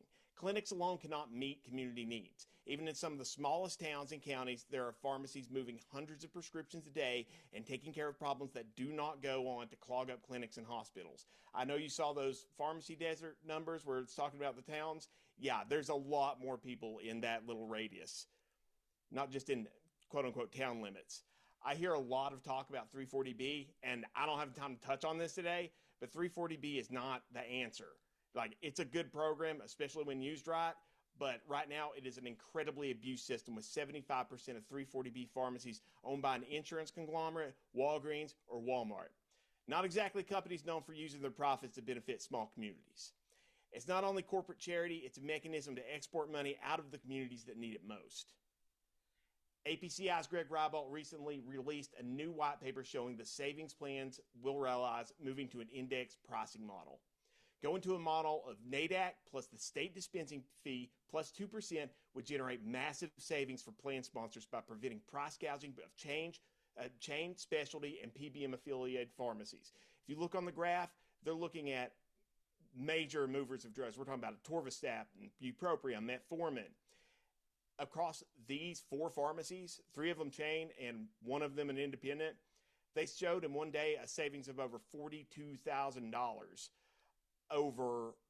with using the NADAC Plus model as compared to what was going on. Not only would it save the plan sponsors 38%, it would actually increase what the independent pharmacy was being paid by 28%. This kind of model is how we actually save pharmacies and save the state, employers, everyone else a ton of money. It would ensure a fair reimbursement rate for independent pharmacies that are often the only access to community that many communities have. Even more savings can be generated by realigning state Medicaid incentives like we have seen in states like West Virginia and Kentucky, who have generated tens to hundreds of millions of dollars in savings. These realignments have worked because it eliminates MCO and PBM gamesmanship of the system, like we've seen in Oregon and Florida Medicaid, among countless others. MCOs and PBMs will often pocket money already spent for prescriptions, like we see happening with the dispensing fees here in Virginia, while paying the pharmacies less. Even with states that require dispensing fees to be passed along and have spread pricing bands, we see MCOs and PBMs decrease ingredient costs paid to pharmacies while inflating how much their own pharmacies, especially quote-unquote specialty pharmacies, are paid. The ability to move margin among MCOs and PBMs allow them to hide margin while showing aggregate data to mislead lawmakers and regulators. If we want our rural communities to keep healthcare access, it is imperative that we establish standardized reimbursement rates and make sure dispensing fees are passed along to pharmacies instead of sucked up by middlemen. We can do all this while saving the Commonwealth millions every single year. I'm currently working with lawmakers and pharmacy leaders on the LDJ Act. This bill will establish reimbursement based on NADAC, a market index based on real numbers, and a state-established dispensing fee. This reimbursement method will save community pharmacies and prevent price gouging of plan sponsors. It prohibits abusive PBM practices that allow them to game the system. It brings down costs for patients and plans alike by eliminating skimming. It saves the Commonwealth a fortune by realigning incentives in DMAS and state employee plans. The savings and improvements to the system will lead the nation and ensure not only critical access, but even expand it. Everything they talked about earlier. Yeah, you have your food cards, you have everything else. You can expand all of that. Greg and what they did with APCI, they estimated their savings in billions upon billions at the federal level. And we could do that here in Virginia. And I can get you all together anything that you might want. I can get you together the data. Right now we're working on getting a lot of data to the CBO to score the national bill well.